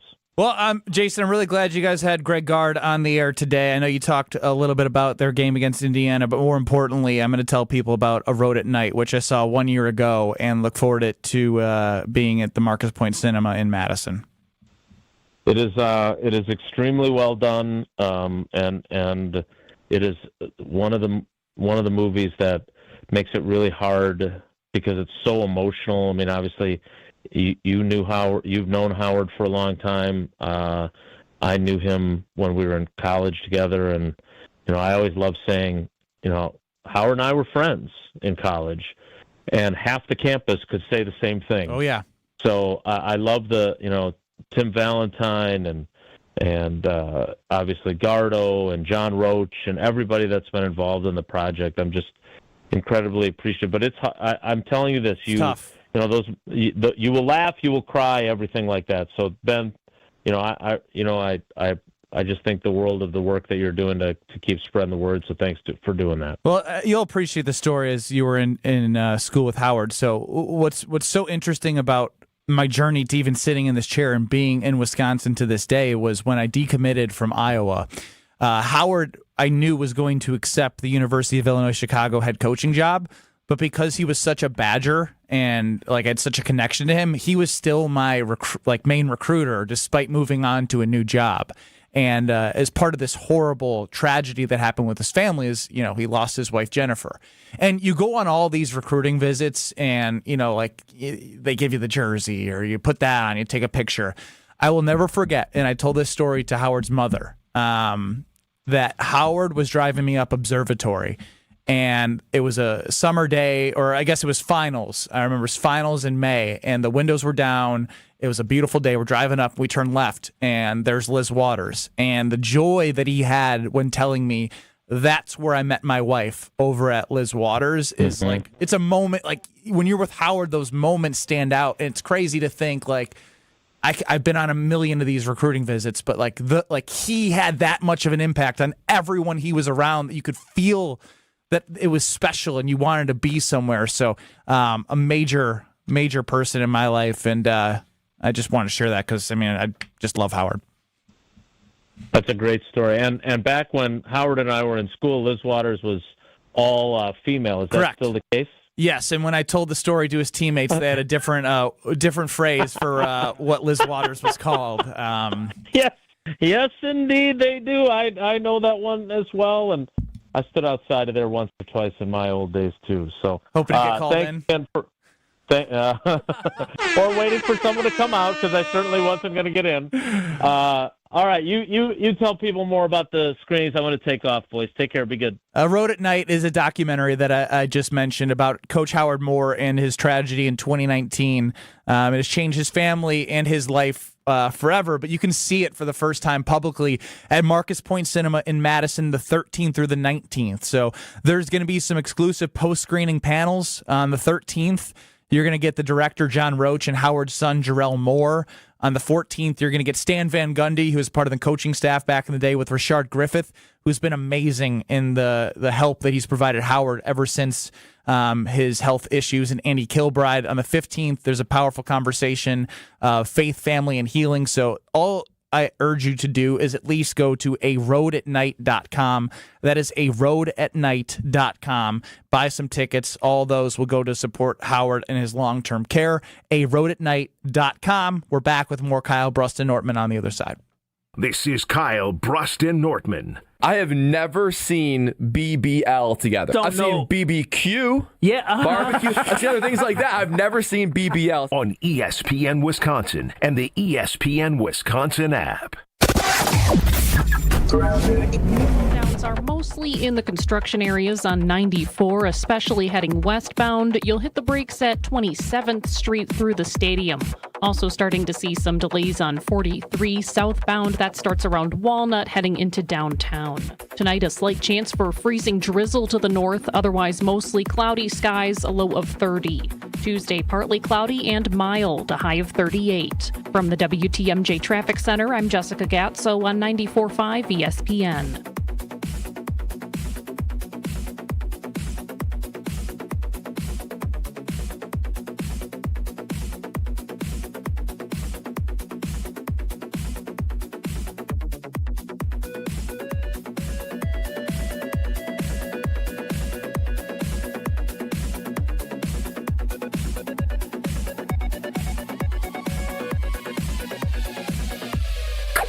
Many wins.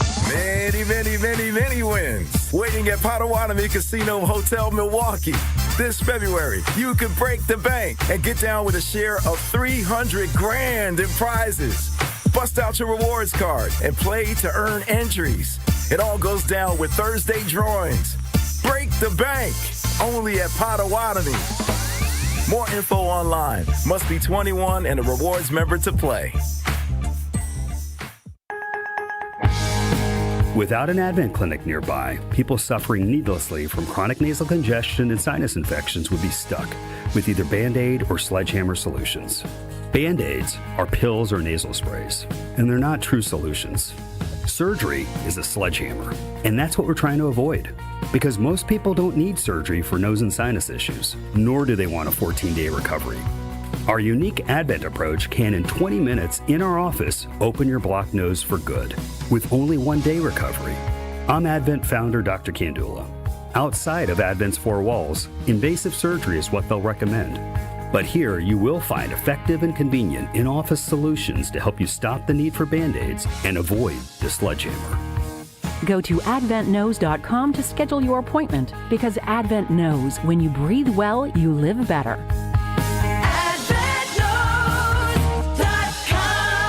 Most insurance accepted. Disney on Ice presents Frozen and Encanto in one exciting family experience. Sing along with Anna and Elsa in wintry Arendelle. And celebrate the power of love, y familia, with Mirabel and Bruno in the show everyone will be talking about, live in your hometown. Playing Fiserv Forum this week. Great seats still available. Visit DisneyOnIce.com for show details. Come grow with us at Glenroy. For more than 6 decades, our family-owned company has built its reputation on quality, reliability, and providing strong career opportunities in our community. As the packaging industry rapidly grows, so does Glenroy. Here, you'll find competitive wages, a clean, modern workspace, fully vested 401k, yearly bonus award, and the chance to build a manufacturing career with purpose. Apply today at glenroy.com/careers. That's GLENROY.com/careers. Life's better with Drive My Way from American Family Insurance, because we know it's more than just a car. It's your escape pod, your adventure mobile, your memory maker. And we help protect the dreams that drive you. Personalize what you pay for auto insurance and you could save between 10 and 35%. American Family Insurance. Get a quote and find an agent at amfam.com. Products, pricing, and availability vary based on the way you purchase insurance and by state. Unsafe driving behaviors may increase your rate. American Family Mutual Insurance Company, SI, and its operating companies, 6000 American Parkway, Madison, Wisconsin. This is Kyle Brust and Nortman, KBN, on ESPN Wisconsin, ESPN Milwaukee on YouTube, and the ESPN Wisconsin app.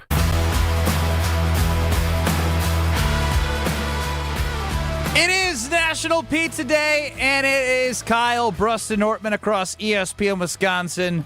Make sure you stay tuned for the 414 hour at 4 as we have some spots to give away for the International Hockey Tournament going on. Someone's going to walk away with the grand prize. And as I mentioned, Thursday, Friday, and Saturday were Screamin' Sicilian frozen pizza days at the Brust household with a lot going on. And didn't want to cook, didn't want to clean, but had the most delicious frozen pizza possible. And they have Pick and Save Metro Market. Screamin' Sicilian offering BOGO, but it ends tomorrow. So head on over and win the gold with Screamin' Sicilian. Ben Brust, Kyle Wallace, and Brad Nortman, a different Jason Wilde appearance than most. I think that might be a first, where Jason turned the tables on us, I think to try and find validity, potentially, into feeling like people are getting at him about being too tough on Goody, when I think it's hard to walk away from the Super Bowl, look at the way Seattle's constructed, and not start comparing how your roster was built in comparison to a Super Bowl team which you want to be in. Yeah, Jason probably felt validated watching that game yesterday. I know Jason... Surprised he asked for validation. I'd say that's the biggest thing that I took away from it. Great point. Because sometimes, you thinking, and trust me, as somebody, let's ask these guys. As somebody like myself, who I have a pretty good batting average of being right. Sometimes you just need that validation of hearing people saying you are right. Is that a Lindsey Vonn pop? Is that what that was? Oh, maybe not. I'm just saying. Yeah, you guys spent a lot of time on Sunday Karma talking about Lindsey Vonn. We spent one segment. It felt like a lot. It was a long segment. She went crashing. Well, he just said, Strofe, as you know, I have a good track record of being right, which isn't true. This is why Jason needed the validation. The only thing he's been right about recently was that Lindsey Vonn should not be in the downhill in the Olympics after tearing her ACL, and then unfortunately she came to a devastating crash 14 seconds into a run yesterday. Who would have saw that coming? Strofe loves talking about it. Well, I couldn't believe the way you were talking last week. Not like in a bad way. It was just pro-capitalism. She's got sponsors. She was in a Super Bowl commercial. Yeah. She was. Got to stay relevant. He was good in that commercial. Because she didn't fall. And she didn't tear her ACL yet. But yes, Jason needed to be validated by us because he thinks everybody looks at him like he's a crazy person, when indeed, like, Goody has not done a good enough job for this team, but it's obvious. They haven't been to a Super Bowl under Goody, and that's clear to me, and especially with John Schneider and Elliot Wolf on display as general managers. He took a team that obviously they had no business being on the field, but they got there, right? He was able to turn it around in one season, and he wasn't his first season there, but he was able to get them to make that turnaround and that shift after a 4-13 season to make the Super Bowl. Yeah, which is extremely impressive. You still got to go out there, play, and beat the teams that put in front of you, and that's exactly what they did. He built a good enough roster that was able to finish games, unlike the roster that we have here with Goody. I would say the same way people are going to get sick of me talking about Giannis, what's best for him to win a second championship is the same way I'll be looking at the Green Bay Packers. They have to win the division. Going into last year, it was, you have to win your division. You need a home game, and what? Everybody else has won the division. That is true as well. 2020, except for the Green Bay Packers. But 2021. I get that. I'm talking from a seeding. It's great, right? You want to win the division, but we've seen the 7-seed route. Winning your division will give you a home game. Winning your division will probably put you in a spot where you're competing for a bye in a number 1 seed, which is obviously important. We saw that for Seattle. If Bo Nix doesn't get hurt, probably saying the same thing for the Broncos. Probably. I know. I'm just saying. I'm in Santa Clara yesterday. You weren't though. I'm with Cardi B. No, you're not with Cardi B. I'm hanging out. What you mean? You're in the crowd. I would have been on the field. Hopefully, win or lose. Okay. You did famously run onto the court when the Bucks won a championship. Yeah. Would you have been like the streaker last night? No, that streaker was much more athletic than I am. It took an NFL player to get him. Well, Kyle Williams got close to him and they slid, which he could teach Jordan Love a thing or two about. Yeah. He saw an NFL player and pass. He said, it's over. It's done. It's fun while it lasted. Yeah. Not worth it. You think you would have been invited to dance at halftime? At halftime? Hell no. You didn't think you would have been with like Pedro Pascal and all them who were dancing? No. Who? Pedro Pascal, the actor. I didn't know who he was either. I knew who Jessica You guys Alba don't know who was that and is? Cardi B. I did see Marcel Ozuna He was out from there the Braves too? was in there. Yeah, he was. He sure was. Alex Earl, Tom Brady's new date. Oh, wow. Yeah, they're hanging out again at a post party. They got caught dancing on Saturday night again. What is she like, 26, 27? Yeah, I think she's younger than I am. Just following the Robert Kraft style. I ain't mad at him. Well, more Belichick. Excuse me. Well, no, Robert Kraft. Maybe it starts at the top, you know? Robert Kraft got a young one too, I think. I didn't know he got remarried. We have to get to. Well, this has been a good conversation. Robert Kraft got remarried in 2022 to Dana Blumberg, and she's younger than him. What? Okay. Oh, she's 52. He's 84. She's 52. I mean, that's still a 32-year age gap. And they've been married since 2022, which would mean he was 50 years old when she graduated high school. Who cares at this point, you know? I really don't. I'm just pointing it out. 50 when she graduated high school. Kyle's one to judge because he said, I'd be doing the same thing. Robert Kraft is so handsome. I see what she saw in him when she was in her 40s. He said, "Oh my gosh, this 79-year-old guy. He's so handsome. He's so short. He's so put together. Yeah, it's nothing to do with this money. Look at it. Oh, I love a short kid. She loves her short kid. That picture is funny. I'm like, come on. It's just a regular person with an old person. That's what it is. What she don't know is she's gonna be wiping his butt in a couple years. Right now, it's looking like Strope's playing third base for the Brewers. We hit on that next. You're listening to Kyle, Brust, and Nortman. We've called him Whitey Tighties. We've called him the Hall Monitor. He's Jesse Nelson. Like, he's just, I am Jesse Nelson. Kyle, you're Jesse Nelson. On ESPN Wisconsin and the ESPN Wisconsin app. Half of American parents cannot afford diapers. Hi, this is WTMJ's Kristen Bry. This spring, WTMJ and the Milwaukee Diaper Mission are teaming up to change that. Join me for WTMJ Cares, Bowling for Babies, where we will raise funds for Milwaukee Diaper Mission. Register to bowl with us on March 7th at Village Bowl in Menominee Falls. Registration is now open. Go to WTMJCares.com to sign up. Act quickly, teams will fill up fast. It's WTMJ Cares, Bowling for Babies to help the Milwaukee Diaper Mission.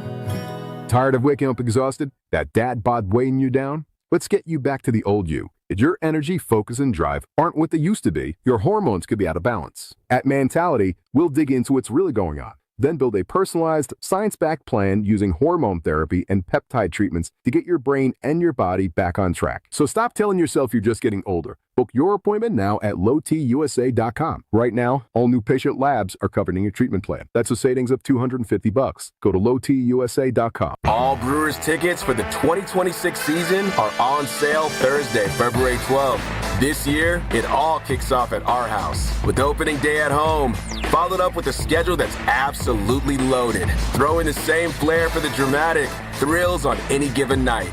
Plus Brewers giveaways you won't forget. And you've got a season you're going to have to see to believe. Don't miss a second of Brewers action this year. The crew is back for more starting February 12th at Brewers.com.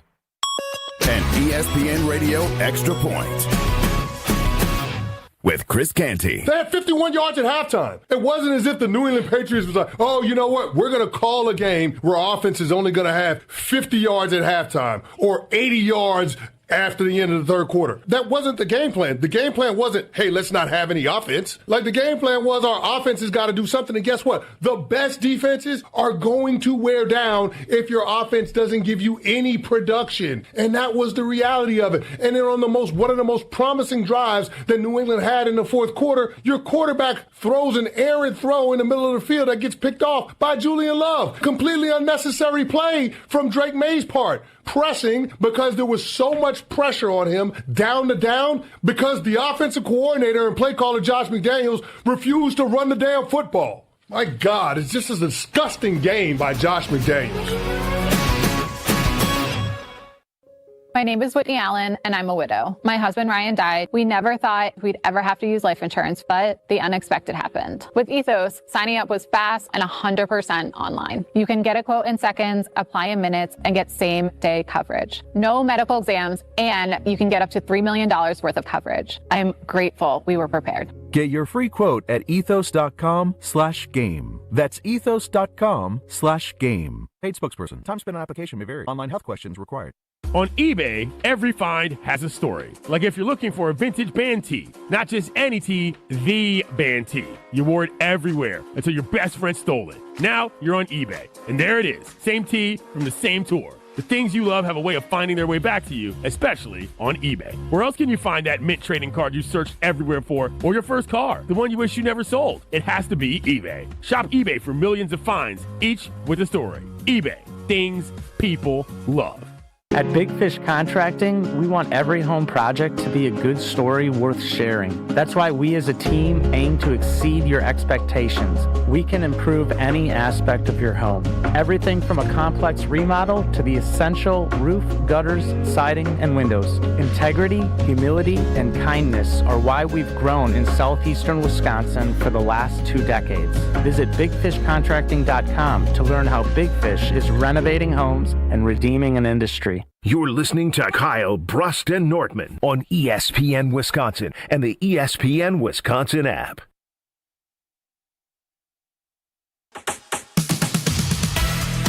It is National Pizza Day. Stay tuned for the 414-Hour 4s. We're giving away 12 spots throughout the week. 3 today to win a grand prize based off the results of the International Hockey Tournament going on. BOGO at Metro Market. Yeah. Pick and save through tomorrow. National Pizza Day. Get your pizza. Screaming Sicilian is amazing. More amore. Over to the KVN Sports Desk because it's Kyle, Brust, and Nortman. No Nortman Strofe running the show. We've got 3 minutes until we say goodbye to our friends in Madison on 100.5 ESPN Madison. And I would be remiss not bringing up one of the greatest days of my life as a sports fan. 13 years ago today. Packers won the Super Bowl more days. It's actually 14, I think. It was 15 and a couple days ago. No, 2013, yeah. 2013 is 13 years ago today. February 9th, 2013. 2013. No. Number 2, Michigan. Oh. At the Kohl Center. Oh. Taking on the Wisconsin Badgers. And a bright-eyed, bushy-tailed senior. Junior by the name of Benjamin J. Brust. Oh, wow. That was today. Caught the ball, lofted one from half court. Bang! Sends it to overtime, and the Wisconsin Badgers go on to beat number 2 Michigan. Ben Brust. Let's see how good of a best friend of mine you are. Your life changed 13 years ago today. You wouldn't be here if it was not for 13 years. How did overtime go? You guys won. How? You won pretty handedly in overtime, if I'm not mistaken. You hit some big shots in overtime? You won by 4, didn't you? It's a game-winning 3, which I'm most proud of. That, like, when people tell me, like, about that game. Was it tied, or was it? It was tied, and then hit a 3 over Karis LeVert again. Were you at the top? Top little to the right. But I figured since Strofe claims to be my best friend that he might know something like that. I don't claim to be your best friend. The final score is 65-62. You don't claim because you are? Yeah, correct. But you didn't know how it went. But you were a big Badger fan. You had me as your lock screen. Yeah, I had that shot as my lock screen. So you're a fraud. Yeah, really good game for you. Kind of weird you had another man. 4 of 7 from outside that game. Efficient. But what's crazy is if you take away the half-court shot, wasn't good. Yeah, you probably only had, 8 points then? Correct. I mean, that was on average for you, though. Just about. Your junior year especially, yeah. Oh, yeah. We sucked at offense that year. Here it is. Ben Brust hits buzzer beater. My favorite thing of that game, here are the 3 players that came off the bench. Sam Decker. Frank Kaminsky. And George Marshall. George. Wait, you guys called a timeout? George Marshall. Bo called timeout. George Marshall played 3 more minutes. We practiced that play the day before, that same scenario. My role was to be the wild card. I remember He's like, Ben, you have to get open. Your job is... I remember that. Who'd you want to go just jump into some arms, huh? I didn't know what to do. Whose arms did you jump into? Frank's? Everyone's. It looks like actually Frank ran and got his boy. Yeah, he needed me. He only played 8 minutes that game. You played 40 at team high. Couldn't keep me on the floor. And you think you can score a point on me. Yeah, that was 13 years ago, brother. I was 14. It's still you.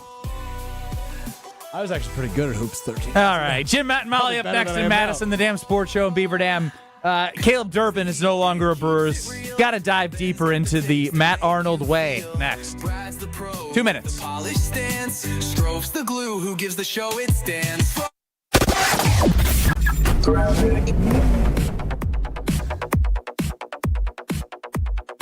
of spots, 90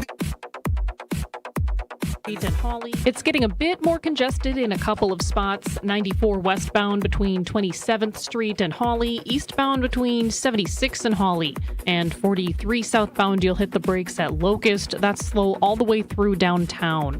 Tonight a slight chance for freezing drizzle to the north, otherwise mostly cloudy, a low of 30. Tuesday partly cloudy and mild, a high of 38. This report is brought to you by Safe Plow. When winter hits Wisconsin, Safe Plow keeps driveways and businesses clear with no-tolerance snow removal. They handle the blizzard so you can handle your business. Visit safeplow.com. From the WTMJ Traffic Center, I'm Jessica Gatso on 94.5 ESPN.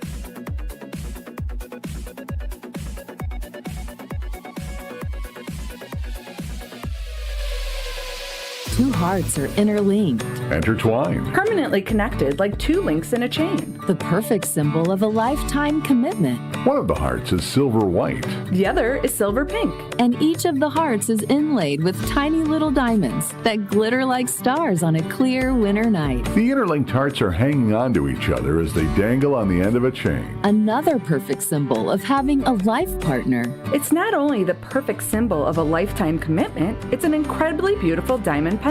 Just $238. The Kissing Hearts Diamond Pendant is part of the Kissing Hearts collection at Kessler's. Even though it's just $238, it's still one of the most expensive things in the collection. I'm buying the two-tone Kissing Hearts cross. The mother and child is spellbinding. There's a Kissing Hearts ring. Kissing Hearts earrings. And 19 other Kissing Hearts pendants. Happy Valentine's Day. Happy Valentine's Day. To find the Kesslers nearest you, visit KesslersDiamonds.com. This is Wisconsin basketball head coach Greg Gard. This is 94.5 ESPN, WKTI, and WKTI HD2, Milwaukee. A locally owned Good Karma brand station. Broadcasting live from the Gruber Law Office's One Call That's All studio at the Avenue in downtown Milwaukee. This is Kyle Brust and Nordman, KBN on 94.5 ESPN. The ESPN Wisconsin app, and streaming live at ESPN Milwaukee on YouTube. The 414 Hour on KBN is brought to you by Siding Unlimited. Siding Unlimited is Wisconsin's leader in Pella window installation. Looking for new windows, siding, roof, and doors? Visit them at sidingunlimited.com.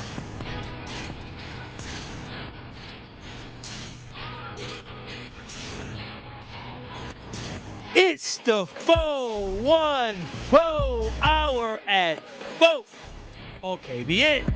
414. Hey. 414. Get it. 414. Yeah. 414. Our city. 414. We reppin'. 414. For life. 414. Yeah. 414. It's the Pickle Boys. In the 414. No, it's not. Pickle Boys. No, it's in not. The 414. We the Pickle Boys. In the 414. Ben's a Pickle Boy. In the 414. Stroke's a Pickle Boy. In the 414. He's Kyle Wallace. I'm Ben Brust. No Brad Nortman. Alex Strofe is annoying, running the show. 800-990-3776 is the Carbless Talk and Text line. Stay tuned for National Pizza Day as we will start our contest for Palermo's and National Pizza Day. YouTube at ESPN Milwaukee, at ESPN Madison. Missed any of the show, go to the ESPN Wisconsin app. All right. Now, the Milwaukee Brewers. Yes, King. Yes. Here's where I've landed. Complete 110% trust with the team. Yeah. But it just feels funny. What feels so funny? It feels funny because you've signed Reese McGuire. I don't know who is that? Is that Mark's cousin? Backup catcher. It's not Mark's cousin. I hope it was Mark's cousin. Me too. That'd be great. Good bloodline. And in the same, again, I get it. I will say it. I get it. I understand. But they just don't spend any money, and they're still going to be really good. And they traded away Freddie Peralta. Bye-bye Andrew Monasterio, Siegler, and Caleb Durbin. Oh, all these utility and versatility. Now Durbin became a very clutch hitter for the Caleb Milwaukee Durbin. Brewers. Yeah, great really, guy to have. They don't have a third baseman right now. Well, I don't know why you say that because that's not true. Well, they don't. What do you, I saw the idea of Joey Ortiz being floated there. What are you talking about? Joey Ortiz can play third base. Everyone loves a 195 no pop. Everybody loves a 195 no pop shortstop, don't they? No, not everybody. No, I think a lot of people were actually looking for more help in the left side all of last year at the deadline for Ortiz and Durbin. I'm just saying that you had to make room for the Jet. And that's exactly what the Brewers seem to be doing. So again, is it going to work out? Yeah, it probably is, but it just feels so funny, but you have to operate this way, and I get it, but it's just gosh, I want to sign people. You're doing what's right by the franchise, and sure, you're getting two left-handed pitchers. People? The one pitcher you got hang on, let me make sure I get my notes right. Or are you talking about Hamilton's utility guy? Harrison was part of how the Giants, I was going to say 49ers, could be talking about San Francisco. The Giants got Rafi Devers from Boston. So when you see Harrison, you should get excited as a Brewers fan because he's a lefty, and he's going to go to what? The Brewers pitching lab. They're going to work on him just like they worked on Quinn Priester. And so it's one of those things where, here we go. It's all going to probably end up working out. They may not be done making moves. You were able to flip Devin Williams into Caleb Durbin, and also I forgot who they got. The other guy they got. Nestor Cortez. Nestor Cortez, and you moved on from Nestor Cortez. But then you're able to take Caleb Durbin and potentially get a guy that's a pitcher that could be potentially good for you. And here's the thing: Durbin's first 3 weeks when he was brought up, he wasn't that great. He really came into his own and became a really consistent, 2-out hitter, clutch hitter. Solid at third, was never going to be an all-star defensive third baseman. No. But he was a really good baseball player. He's definitely replaceable. That's what I would say about Caleb Durbin. He is replaceable. It's just, again, I get it. They're going to be good. It just sucks to always be doing things in a way. The thing that you can rest on is we spent the entire 2 hours after the Super Bowl dissecting a general manager based off of a lack of a trust on drafting and developing and moves that can be made to make the Packers a championship roster. At least when the Brewers make a move, probably you're going to read everywhere that the Brewers didn't win the trade, right? It's going to say, well, the Red Sox moved on from a piece that didn't work out with them. They bring in Durbin under control, and he's going to be this, that, and the other thing, and they didn't give up much to do so. But it's what the Brewers consistently are able to do with what they get back. And as you mentioned, the pipeline in which what you were able to do with moving Freddie, making it a top 5 farm system into a top 2 farm system, most ranked number 1 farm system, you're going to have somebody that's going to come up and play third base and probably play at a high level, and they're going to continue to roll because they have depth at starting pitching. You're excited about Chad Patrick, Mizorowski with what he did last year, and especially in the playoffs in moments where everyone was probably scared to actually pitch him, and he ended up being super valuable in a lot of moments. I like the Brewers' method. It's hard to love it from a wanting to win a championship standpoint. Again, the Brewers... They're going to win a championship by 2030. Because the Brewers are not going to be the team that is going to go there and just buy a championship. They're going to need to develop a championship. And what we absolutely, like you alluded to, what we can't stand about the Green Bay Packers is it seems like they're not able to evaluate the right talent, bring them in there, and turn them into something special, where you have a lot of misses from Goody's draft class, where the Brewers have been the complete opposite. They have been able to be successful while also still having one of the better minor league in baseball. And so being able to have these young prospects that are going to be able to come up, they're just building towards something. And so that's why you get able to turn Caleb Durbin into a guy that could be a pitcher. Can't wait to get my fan graphs for the Brewers back to my top tab. But when the Brewers bring in a guy that could potentially be an arm for them in the future, that's a positive, right? When they build towards the championship. So I feel good about the deal simply because I understand that Caleb Durbin was a utility man at best. He was never going to be a star. When you brought in Jet Williams, you knew you had a little bit of a cluster there, a log jam there at the shortstop position, third base area, just in that area, and you just understood. Yeah, but it's not an exciting log jam. It's not a Bryce Terang, Platinum Glover with pop. Well, yeah, you got a log jam there, but then you also got some people coming up in the future. So I'm interested to see what happens 2 to 3 years from now. But even Andrew Fisher that you just drafted is another guy that people feel really, really good about what he could potentially be, and he plays third base. So to recap, as Alex Strofe put very well for me here, you re-signed Woody to his qualifying offer. Big money. Traded Isaac Collins and Nick Mears for Angel Zerpa. Traded Freddie and Tobias for Sporat and Jet. Sporat, you gonna call him Sporat? Isn't Sprout? Yeah, he says Sporat. He likes Sporat. I like Sporat because it's close to Borat. He'll be ever Sporat to me. No, we didn't get the joke, man. Thanks for spelling that one out. Very nice. Brendan Sporat. He's going to be very good. Get him in the pitching lab. All right. Caleb Durbin, Siegler, and Monasterio for Harrison, David Hamilton, and Shane Drohan. It is a little confusing that they traded their entire depth at third base. Right? Third base, specifically. All three of those guys were their third baseman last year. And I understand. I know Joey O could, in theory, move back. I don't want to see it. But who wants to see it? No one wants to see it. So who's playing third base? You are. Strofe's playing third. I might have to.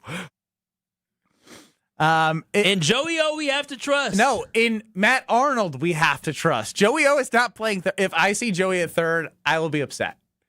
Well, be prepared to be upset. I'm just gonna tell you that now.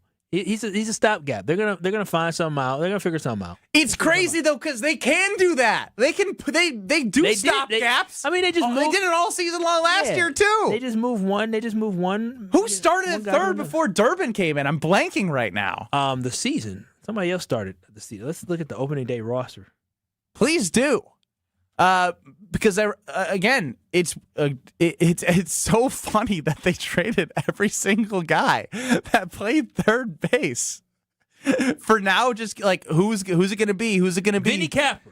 And I think he went yard in one of them games. I think he went. Didn't Vinny go to the White Sox? He died with the White Sox. I think. Wow. Everyone goes to die at the White Sox right now. Well, yeah, I mean, we were able to revive somebody from the White Sox. Andrew Vaughn. We sure were. Again, that's the point. That's the point that's being made here is whatever Matt Arnold does, it's like, sure, we can try and piece it together and try and figure it out, but don't. Just trust Matt Arnold to figure it out. And coming up next, joining us on Kyle Brust and Ortman will be Dom Cotroneo. Oh, he can break it down for us. Yes, he will. He will. But it's so funny how many third basemen they traded. It's legitimately funny, and the funny thing is, you can laugh about it because they're gonna figure it out. Alex Strofe won't be across the diamond from first base. Like he's not gonna be there. He's not gonna be ready for a liner from a righty coming right at his skull. Can you think about that pairing, though? First base, Vaughny, third base, me, two up-and-comers that kind of come out of nowhere and exceed expectations. Ready, huh? No, I can't, actually, Strofe. I can't. Again, the Brewers have traded pitchers and got pitchers back. Maybe put the Jet at third base. I would rather see that than well, you don't see Joey on the field anyways. Yes, I hope the batting lab, the hitting lab, is a little bit better than it was for Joey O last year. And yes, Dr. Denver Dan, I get this as well. None of the third basemen they traded were actually third basemen. I get it. And that's the magic of the Brewers, is what they were able to do last year and hitting a franchise record of wins, winning 8 games 8 times in a row, because it's about the culture that Pat Murphy sets, the expectations he puts on his players, and the organization's way of finding the right guys to fit in the system to continue to win ball games. And again, I'm not worried. It's just more so, what's next? What's the plan? If it is utilizing the farm system, bring up some of the young studs that you have to fill that, fine. It might be a merry-go-round until you find someone that fits, but while they find someone that fits, they're likely going to win ball games. That's the best part of the Milwaukee Brewers, is this isn't an angry conversation. And when I say angry, I wouldn't say angry, I say spirited, about trying to find ways that they're going to make their roster better to win a championship. We know that it's going to, be okay. And if you lay your head down on the pillow, that is a great part about loving watching the Milwaukee Brewers. Maybe they're able to find a way to get David Hamilton to be something. No. I believe he originally, didn't he start with no the Brewers? Power, can't hit. I mean. No power, can't hit. Well, No power, can't hit. Didn't y'all say Andrew Vaughn couldn't hit? He was drafted by the Brewers, yes. Think of Hamilton like a Lockridge for the outfield. Well, let's be honest. Andrew Vaughn was a early first-round pick, and Hamilton was not. So again, I just trust the Brewers. I'm not really concerned about it. And you didn't trade away much. No. You didn't, and I like Caleb Durbin, but I understood Caleb Durbin at best was going to be a great utility guy on a really good team. I wouldn't even say utility. He'd be a very consistent guy. He's a very you know exactly what you're going to get from him. He's going to play solid defense, and he's going to be a 6, 7, 8 hitter. He'll be able to when he's hot, he'll give you some great at bats. But when he gets on base, he's going to be able to steal bases. So, I mean, a utility guy, he can do it all. He can play multiple positions. I like that, and the Brewers like that. They like the versatility. Let's break it down with Dom Cotroneo. Coming up next, he'll have more insight into. I will be anti Joey O III. Can I just say, the Brewers traded away Isaac Collins and Durbin, both guys who were great rookies last year in the NL. Yeah, but they also have a number one farm system to be able to do so. Yeah, no, I'm just saying that's how great they are at developing. The opposite conversation that we had for the entire 2 hours about draft and develop for the Green Bay Packers. Joining us next to break down what the Brewers did is Dom Cotroneo. You can see him on video on YouTube at ESPN Milwaukee and at ESPN Madison. Hear him with us coming up next. This is Kyle, Brust, and Nortman, KBN. I can't believe she delegated the week. I can't believe Brad just called my woman a cat. On ESPN Wisconsin and the ESPN Wisconsin app. Still seeing slowdowns in both directions in that construction zone on 94. Westbound, it's between 27th and Hawley. Eastbound, between 84th and Hawley. And 43 southbound, you'll be hitting the brakes around Locust. That's slow all the way through downtown. Tonight, a slight chance for freezing drizzle to the north. Otherwise, mostly cloudy skies, a low of 30. Tuesday, partly cloudy and mild, a high of 38. From the WTMJ Traffic Center, I'm Jessica Gatso on 94.5 ESPN.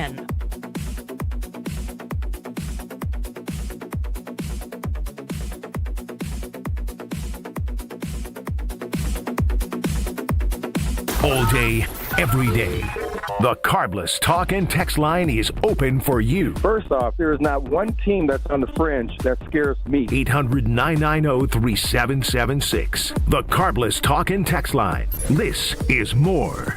Harley-Davidson is an iconic Milwaukee brand, recognized worldwide for its innovation and strength. For many years, Harley-Davidson has partnered with Junior Achievement to prepare the future workforce of our community. Together, we're ensuring young people discover the career path that's right for them. To learn more, visit wisconsin.ja.org. Imagine working with a contractor that quits halfway through a project or never calls you back when you have questions. Or worse, takes your money and you never see them again. Unfortunately, we hear about them all the time. Hi, this is Eric Brown, owner of Siding Unlimited, and Siding Unlimited is absolutely not that company. Siding Unlimited has been doing business for 32 years, proving to be an honest, ethical, and forthright company. If you're looking for the honest guys for your next siding, windows, roofing, and doors project, stop by sidingunlimited.com today. This is Coach Greg Gard. Strong teams succeed with the right partners. Bank CMG works closely with Wisconsin business owners, offering local insight, modern tools, and honest guidance you can trust. They take the time to understand your goals and help you build something sustainable. Whether you're managing cash flow, planning for growth, or navigating change, having the right banking partner matters. When your business matters, your bank should too. BankCMG.com.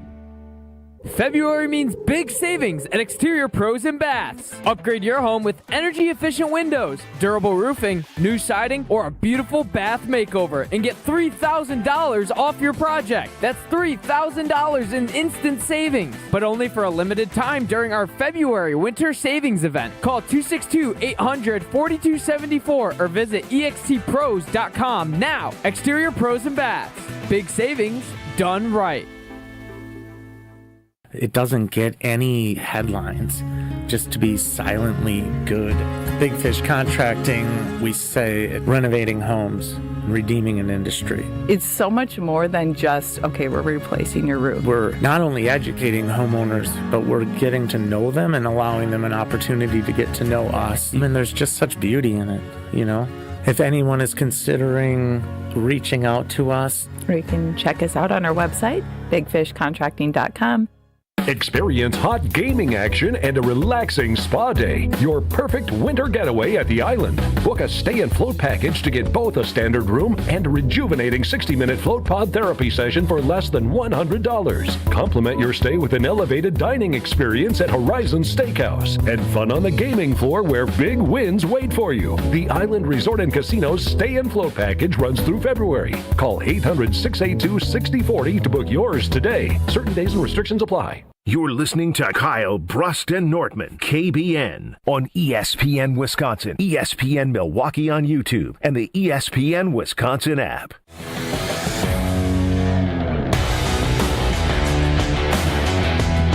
Time for you to win the ultimate Valentine's Day prize, courtesy of Welke's Milwaukee Florist. To register, go to welkesdatenight.com or the ESPN Wisconsin app and click on the contest page.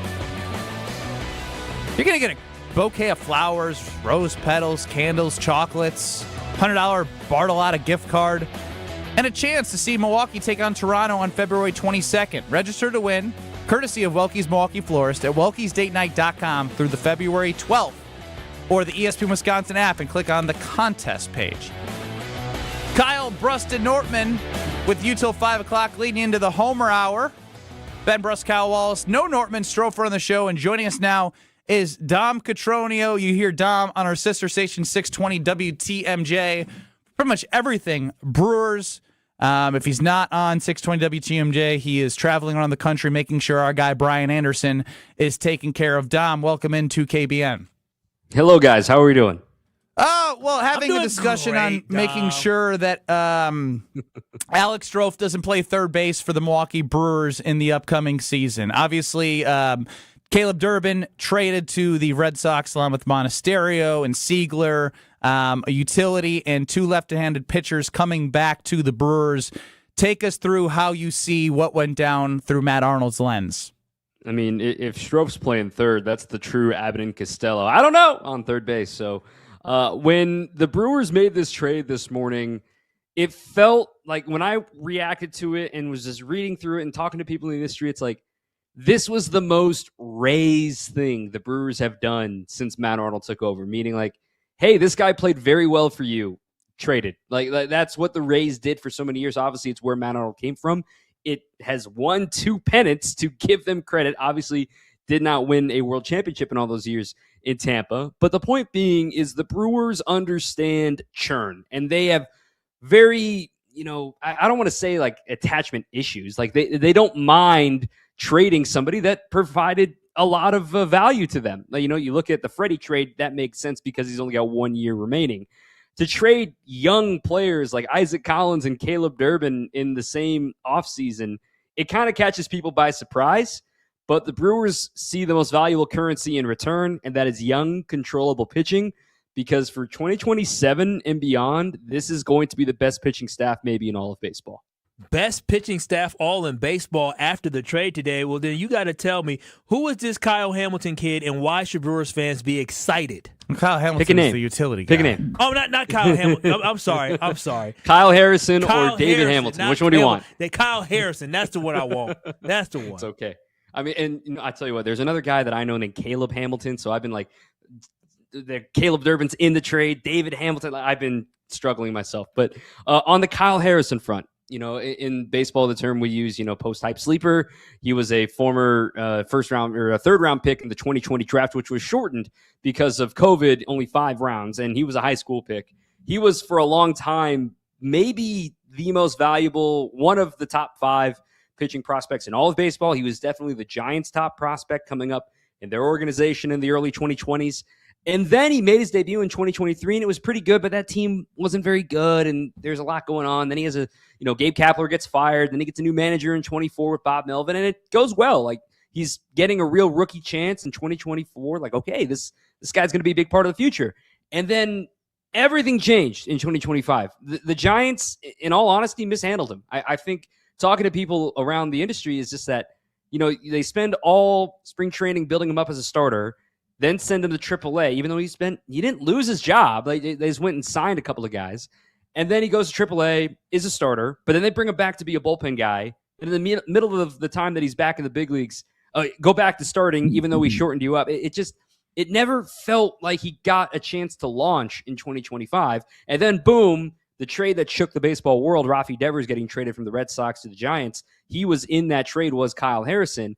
And the moment he arrived in Boston, he said this in a recent article with Fangraphs that, man, they were already telling me all the things that we can get you right with. And they were teaching him to develop him and getting him, coachable up. And that's exactly what the Brewers are known for, right? So to have somebody that is receptive to coaching, understands what needs to improve, and will be given a fair shot. I mean, like, he could legitimately be in this opening day rotation.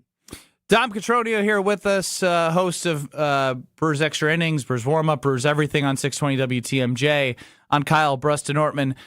Is the starting third baseman currently in the Brewers organization? Yes, I think so. I know there's been a lot of linkage between, like, Isaac Paredes of the Houston Astros. The Astros need to move him because there's no room for him on their current infield with Carlos Correa playing third. They've got Jeremy Pena at short, Jose Altuve at second. Like, there's nowhere for Paredes to play. So that makes him expendable. Now, a lot of people have connected the dots saying, he'd be a perfect fit for the Brewers, and he probably would be, but that takes more prospect capital, and maybe they send pitching over if that deal gets done, but it's got to get done in the next week or two probably. So I don't foresee that happening. I think right now the Brewers are keeping their options open. They're not going to commit to a singular third baseman, and these things pop up out of nowhere, okay? I think of spring training the last couple of years where there's always been that guy that's like, makes you turn your head like, oh, wow. And then we all latch onto him in the media because it's, by middle of spring training, like, we generally know who's going to be on the team. Jet Williams is not necessarily a third base prototype. Neither is David Hamilton. But I think those guys are going to get plenty of looks at third. The name that I just keep coming back to is Brock Wilken. I think he's going to be in the big leagues at some point this year. I don't think he's going to be on an opening day roster. But given how great he was in the first half of AA last year, yes, his season got cut short to injury, came back at the very end. The Brewers have a lot of capital in this guy. A first-round pick. He's got pop. He's got a great awareness of the strike zone. I think Brock Wilken is going to be in the big leagues sooner as opposed to later. Not necessarily opening day, but I think the Brewers wanted to keep that seat available to him by trading Caleb Durbin. Well, what's the likelihood that they use any of their capital to, even if it's not Isaac Paredes, to actually use some of their farm system to bring in someone? Or, again, it was a part of what they did with moving on from Devin Williams, getting Durbin as a part of that then he got brought up and started a third, like... Again, there's so much they can do that it's almost impossible to answer, but do you see them using the capital?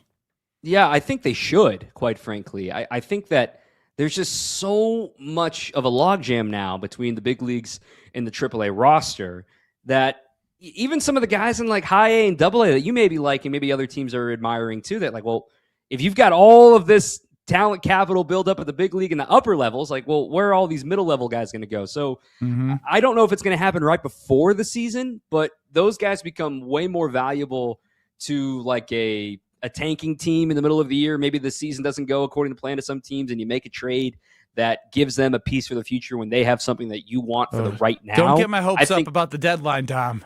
I think that's where the capital comes in. Or even in season, because if it's in season, not the deadline, that's what the Brewers have done well at in terms of, like, you don't get too caught up in the trade deadline because they did make moves to bring their guys in to make the roster better. Dom, you didn't mention Joey O. You don't think Joey O can play third base? I think he can. I think he will play games at third. I just don't see a reason why you completely shut that door. And he was very good at third base. And I think that one of the things that we need to keep in mind is that Joey can play third, Terang can play short, Jet can play second, Hamilton can be your utility, and then you maybe make a trade, make an acquisition. Like, this infield's kind of sneaky good, sneaky quick, and great defenders across the board. Well, Dom, also with that, the Brewers' amazing season last year, shocking for all of us, multiple, winning streaks that they had of over 10 games last year. Can the Brewers replicate that Not having Freddie Peralta is going to be a big loss for the Brewers. You're going to expect for young arms to step up and rise to the occasion. But do you see the Brewers replicating another first-place finish in the NL Central? I asked this to Matt Arnold today in our media session with him. It's like the whiplash of winning 97 games and then trading, 3 very important pieces to those 97 wins in the same offseason with Peralta, Durbin, and Collins.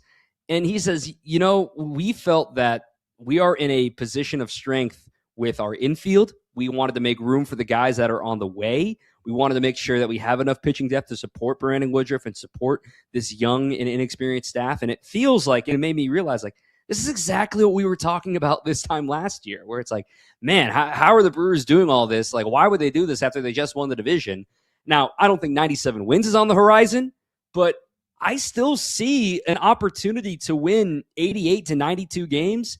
And it sounds so annoying and blunt, but the truth is, if you put together a team every year that can win 90 games, you're going to make the playoffs probably like 75, 80% of the time. So the Brewers understand that they make moves that maybe aren't popular in the room as far as like fan favorites and that sort of thing. But if it helps them win games both in the now and in the future, they're going to do that. They're never going to do the full teardown. And I commend them for that. They make the hard decisions for you, saying, never going to have to wait and tear it all down. We're going to continue to churn and continue to have something waiting in the wings to come up and help the big league team. Lastly, Dom, before we let you go, I'd love to know who you feel from the 2025 Brewers is going to make a big leap. Could be whoever. I want your thoughts. I think this is kind of a cop-out, but William Contreras. I was thinking Turang. The dude was an MVP candidate in 2024. He plays through injury in 2025. He started to swing better, got healthy toward the end of the season. He's got 2 years of team control. I just feel like he's going to have a lot to play for this season, and the Brewers are banking on the pop between him, 30 homers from Yelly. Maybe Turang can be a 20-20, 30-30-ish guy. Maybe Churio can be a 30-30 guy. There's a little more pop on here than the national media is going to tell you there is. Is Garrett Mitchell going to have a position here on this team, or is he going to be somebody who may be moved? I think he's got a chance to make the team. He's got to make sure he's healthy. Yeah. I just want to see him on the field. I mean, that's the whole story with Garrett Mitchell, and he knows it too. It's just, man, when he's on the field, there is so much talent oozing, and it's just like, man, you can see why this dude was a first-round pick. You just hope that he can stay on the field because they know he's got serious talent. Well, Dom, we appreciate it. I'm glad Kyle got the Kyle situation figured out in the Hamilton and Harrison. Kyle Harrison. There's a Kyle Hamilton in the NFL and all these H's and new guys.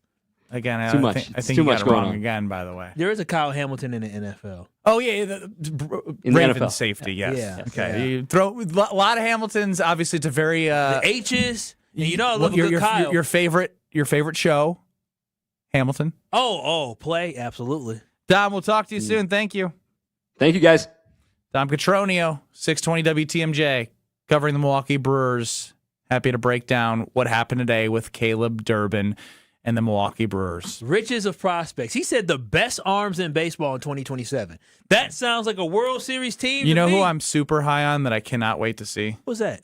Chad Patrick continue to grow after that playoff performance. If he does continue to grow like that, the Brewers are in a great spot. Coming up next, don't go anywhere. It's National Pizza Day. We got to get you a part of our contest. So, National Pizza Day, Wheel of Strofe, a whole lot more. Kyle, Brust, and Nortman, the 414 Hour at 4, next. This is Kyle, Brust, and Nortman. I don't value that. You don't value much. You don't. That's not true. No, that's true. That's true. Well, you guys are coming at me a little too much. On ESPN Wisconsin and the ESPN Wisconsin app.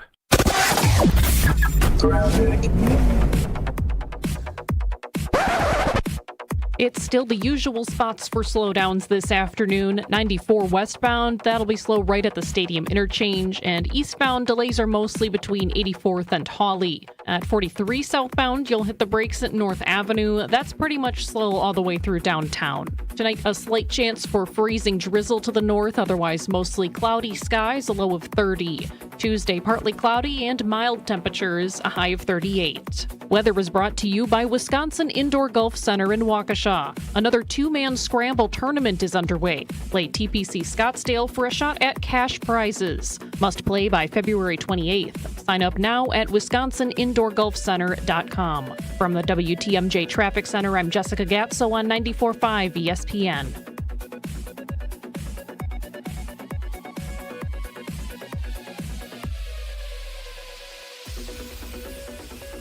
Real James Imaging Systems clients. You've heard them right here on the radio for years. For instance, Chris Willems, office manager with Previan Law Firm. I like the fact that the company is local and I can always get a hold of my representative who I have on speed dial or I have a cell phone. Then there's James Imaging Systems client Preston Clark, who oversees IT services at Creative Business Interiors. If I do need service, they're here almost within 4 hours every time. I've never had an issue where I'm like, where is that guy? James Imaging Systems business technology client Lori Salzman, Vice President of Enterprise Services at Junior Achievement of Wisconsin. I've never met an organization that is so responsive to make sure that we are up and running all the time for us to be more efficient and allow us to focus more on the work that we do for helping young people. James Imaging Systems, your local business technology partner. To learn more, visit jamesimaging.com.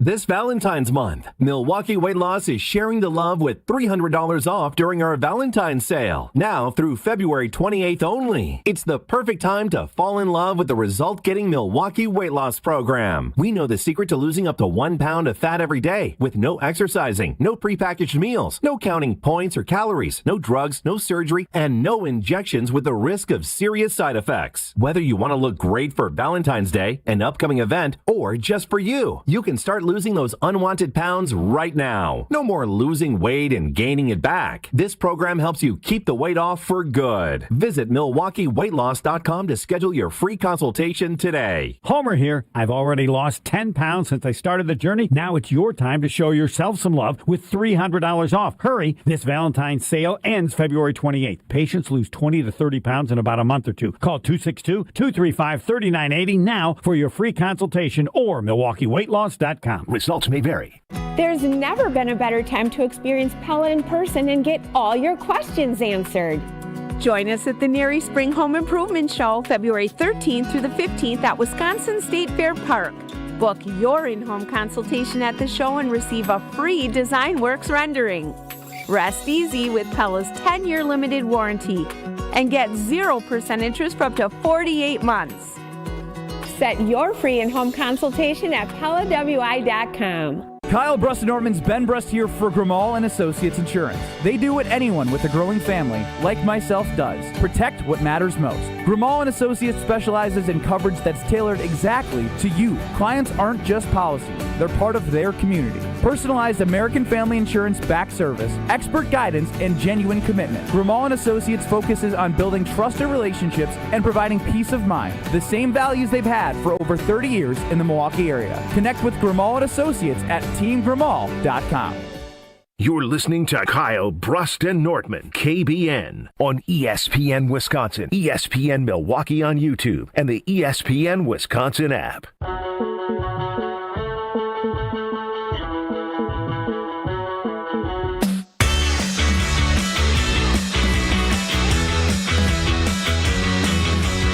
February is all about love, and while we're out showing love to our partners, our kids, and some of y'all pets, don't forget about a place that shows up for you every single day, which is your home. If your house has been dealing with drafty windows, high energy bills, or just needs a little freshening up, now is the perfect time to show it some love, and Universal Windows Direct is here to help. Right now, when you buy 2 windows, you get 2 free, and on top of that, there is no limit. You'll get 0% interest financing for 36 months, plus a little extra love for you. $500 off your next home improvement project when you schedule this month. Call 414-410-2000 or visit them at universalwindowsdirect.com to schedule your free in-home estimate. And I'm telling y'all, KBN Nation, like me, you'll be saying, I love my windows.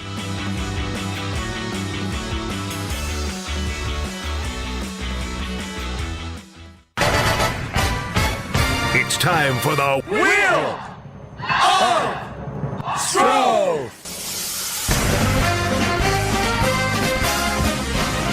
Ben Brust, Kyle Wallace, no Brad Nortman, Alex Strofer on the show.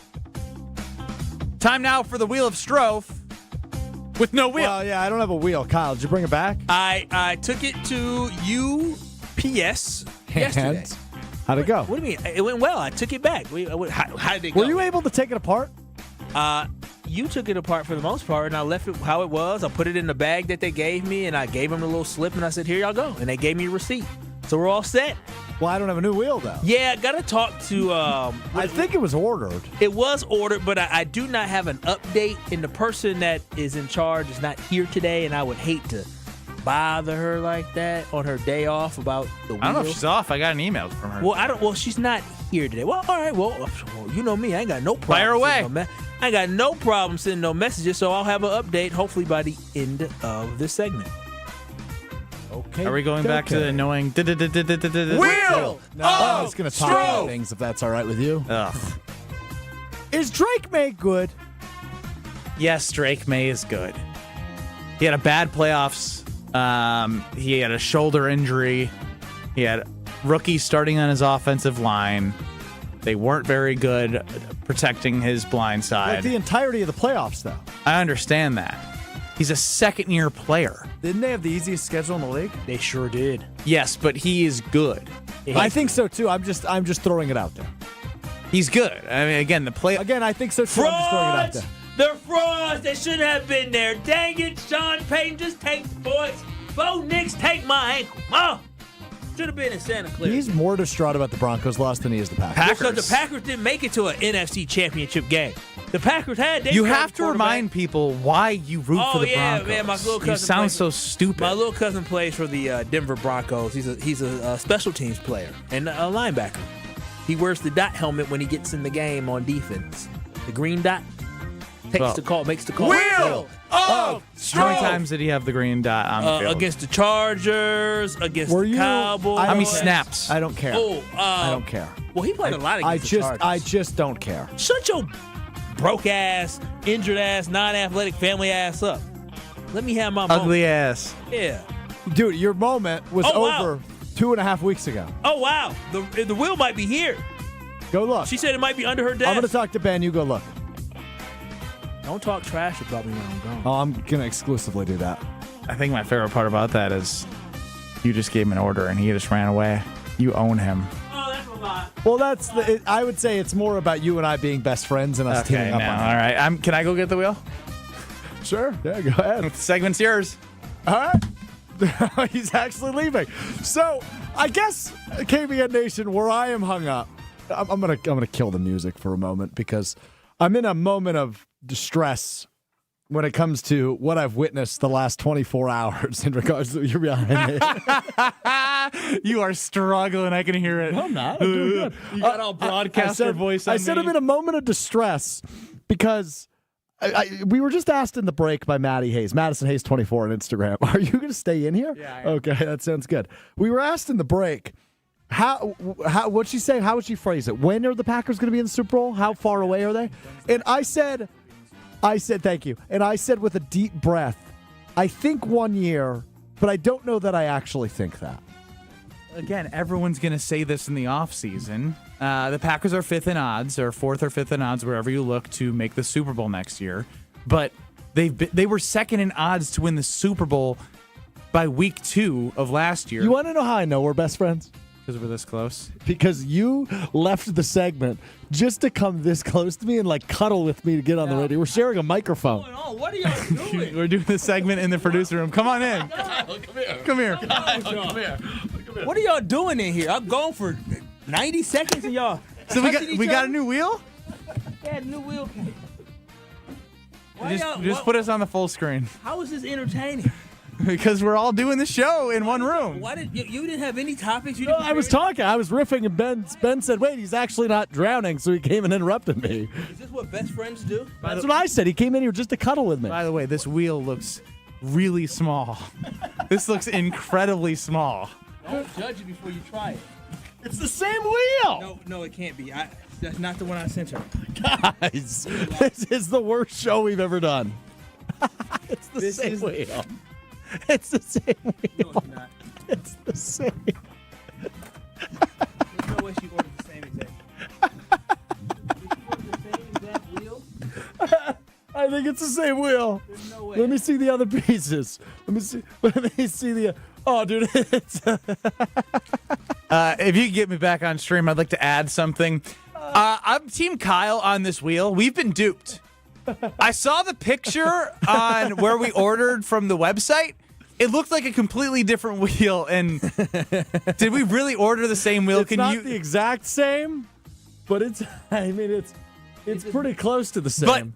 But are the pegs gonna make fun noises for the audience? I gotta see. I'm looking into it. Advertisement. Look at the color of the wheel that we bought and the colors on the wheel. That's literally false. Kyle, I'm with you. It did not. The colors did not look like that on the picture. This is what we bought. Well, where's the? Yeah, it looks different. That's crazy. Count your days, Amazon. Count your days, Amazon. I think Bezos is doing just fine. No, we're okay. Oh no, it's the same thing. It's the same crappy piece of plastic. It's the same thing. Well, put it back. Don't put it together. We're shipping it back. I'm ordering a wheel. It's the same wheel. I can't. It's the same wheel.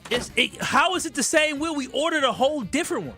It's not a whole different one. It's the whole same one. I got tears running down my face. No, ain't no way in the world. How did this happen? The picture is false advertising.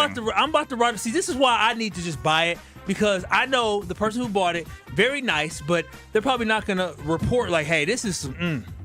You're going to go Kyle the Karen on us? Hell, we're going to get a free wheel. That is clearly, the picture clearly is, there is purple on the picture. You think we're going to get a free wheel out of this? I can promise you they would ship us a free wheel and will probably let us keep this one. They'll say, just keep that one. We'll I love Karen Kyle on the case. It's the same wheel. But we didn't order the same wheel. Well, we don't know that. We should look at There's a slight, minute difference in a few things, but like the color's it's going to sound exactly the same. The color's not the same. It was not supposed to be the same. The wheel I ordered looked like the wheel we had. That is not.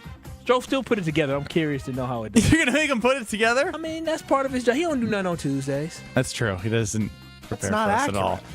All right, so what we can do is help people get entered into our Palermo's National Pizza Day contest.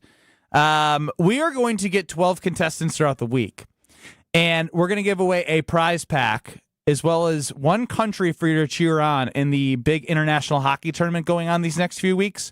So whether you win or lose, everyone can be a winner by going to Metro Market and Pick and Save and get a BOGO, which ends tomorrow. But let's take caller 4, caller 8, and caller 12. If you were caller 4, caller 8, caller 12, will be entered into the contest. We will draw for countries later on in the week. But if you win the whole thing, you win a grand prize of 12 pizzas, a nice insulated cooler from Palermo's. I've seen it. 12 pizzas in a cooler if your team wins is amazing. Caller 4, caller 8, and caller 12 are entered into the Pizza Day contest, courtesy of Palermo's. 800-990-3776. 800-990-3776. If I know Kyle, he's already pulling up the site that we use to look at some wheels right now. He's already sent a message. Getting his reviews ready to go. He's already sent a message. 800-990-3776. Caller 4, caller 8, caller 12. You are entered into our National Pizza Day contest, and if you win later on in this international hockey tournament, you're going to win 12 pizzas and a cooler. Hell yeah. Caller 4, caller 8, caller 12. We'll wrap up the show next. This is Kyle Brust in Northman. I put my card in, I pump. When it clicks, I pull it out, I put it away, and I move on to my own. That's what she said. Thanks so much, Old T. She pumped and moves on with her life. Take it out, put it in, move down. That's what she said. Come on, Kyle. Keep up. That's Packers Hall of Famer. That was one of my better ones, and he's confused. On ESPN Wisconsin and the ESPN Wisconsin app. The best source for every piece of NFL news you need to know. I would just say that right now I think all options are on the table. I think that they went through that trade thing and they talked to teams, and it's not like those talks are shut down. ESPN NFL insider Adam Schefter is on Jen, Gabe, and Chewy every Wednesday morning at 7:30. Sponsored by Island Resort and Casino, Tony Wendorf and Associates, and Smart 18 Union. On 94.5 ESPN, ESPN Milwaukee on YouTube, and the ESPN Wisconsin app. All Brewers tickets for the 2026 season are on sale Thursday, February 12th. This year, it all kicks off at our house with opening day at home, followed up with a schedule that's absolutely loaded. Throw in the same flair for the dramatic thrills on any given night. Plus Brewers giveaways you won't forget. And you've got a season you're going to have to see to believe. Don't miss a second of Brewers action this year. The crew is back for more starting February 12th at Brewers.com. It's a great time to win the ultimate Valentine's Day prize, courtesy of Welke's Milwaukee Florist. To register, go to welkesdatenight.com or the ESPN Wisconsin app and click on the contest page for your chance to win a bouquet of flowers, candles, chocolates, rose petals, a $100 gift card to Bartolotta Restaurants. You can also win a Milwaukee basketball game where they take on Toronto on February 22nd. Register to win this Valentine's Day, courtesy of Welke's Milwaukee Florist through February 12th. Go to welkesdatenight.com or the ESPN Wisconsin app. My husband's an animal in bed. Well, you know. Not in the fun way. Think warthog. With a chainsaw. Snoring and sleep apnea affect over 90 million people, and 1 out of 4 couples sleep in separate rooms. Advent can help. We've been Milwaukee's one-stop solution for nasal congestion, snoring, and sleep apnea for over 20 years. Unlike many other practices, we focus exclusively on these conditions, so you get comprehensive care under one roof. Advent's unique approach can help you breathe and sleep better, and many avoid a CPAP. Plus, most insurance is accepted for our effective 20-minute in-office treatments. Hey, the only animal you want in your bed is your dog. Advent. Sleep better. Sleep together. Learn how you can improve your life at adventknows.com. It's time for the Milwaukee Basketball Report on 94.5 ESPN. Brought to you by National Liquor Mart, located at 16th and National in Milwaukee. National Liquor Mart is packed with deals for all your beverage needs, where your satisfaction is their plan of action. Open 9 a.m. to 9 p.m. daily. The Bucks held off a late rally to beat the Pacers 105-99 at Pfizer Forum on Friday night, giving the Bucks their first 3-game winning streak of the season. Kevin Porter Jr. led the way with 23 points, while Ryan Rollins added 22, and Bobby Portis chipped in 21 off the bench in his return. Here's head coach Doc Rivers after the game. The ball goes in, you feel better, you want to come to practice. When you lose games, you dread watching the film. Everything's a big deal. The shots get tighter.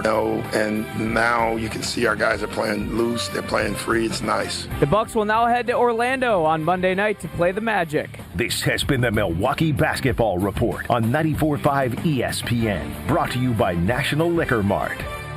Looking for a delicious meal without breaking the bank? Cousin Subs has you covered. Our $10 meal deal gives you a 7.5-inch ham and provolone, turkey breast, or veggie sub piled high with fresh hand-sliced ingredients, crisp veggies, and all your favorite toppings. Add a bag of chips or regular fries, a fountain drink, and a cookie, all for just $10. This deal's available online or through the Cousins app only. And you can enjoy your meal at home, at work, or delivered straight to your door, hot and fresh. Cousin Subs. We believe in better. Available at participating locations. Offer subject to change. This is Kyle Brust and Nortman, KBN, on ESPN Wisconsin, ESPN Milwaukee on YouTube, and the ESPN Wisconsin app.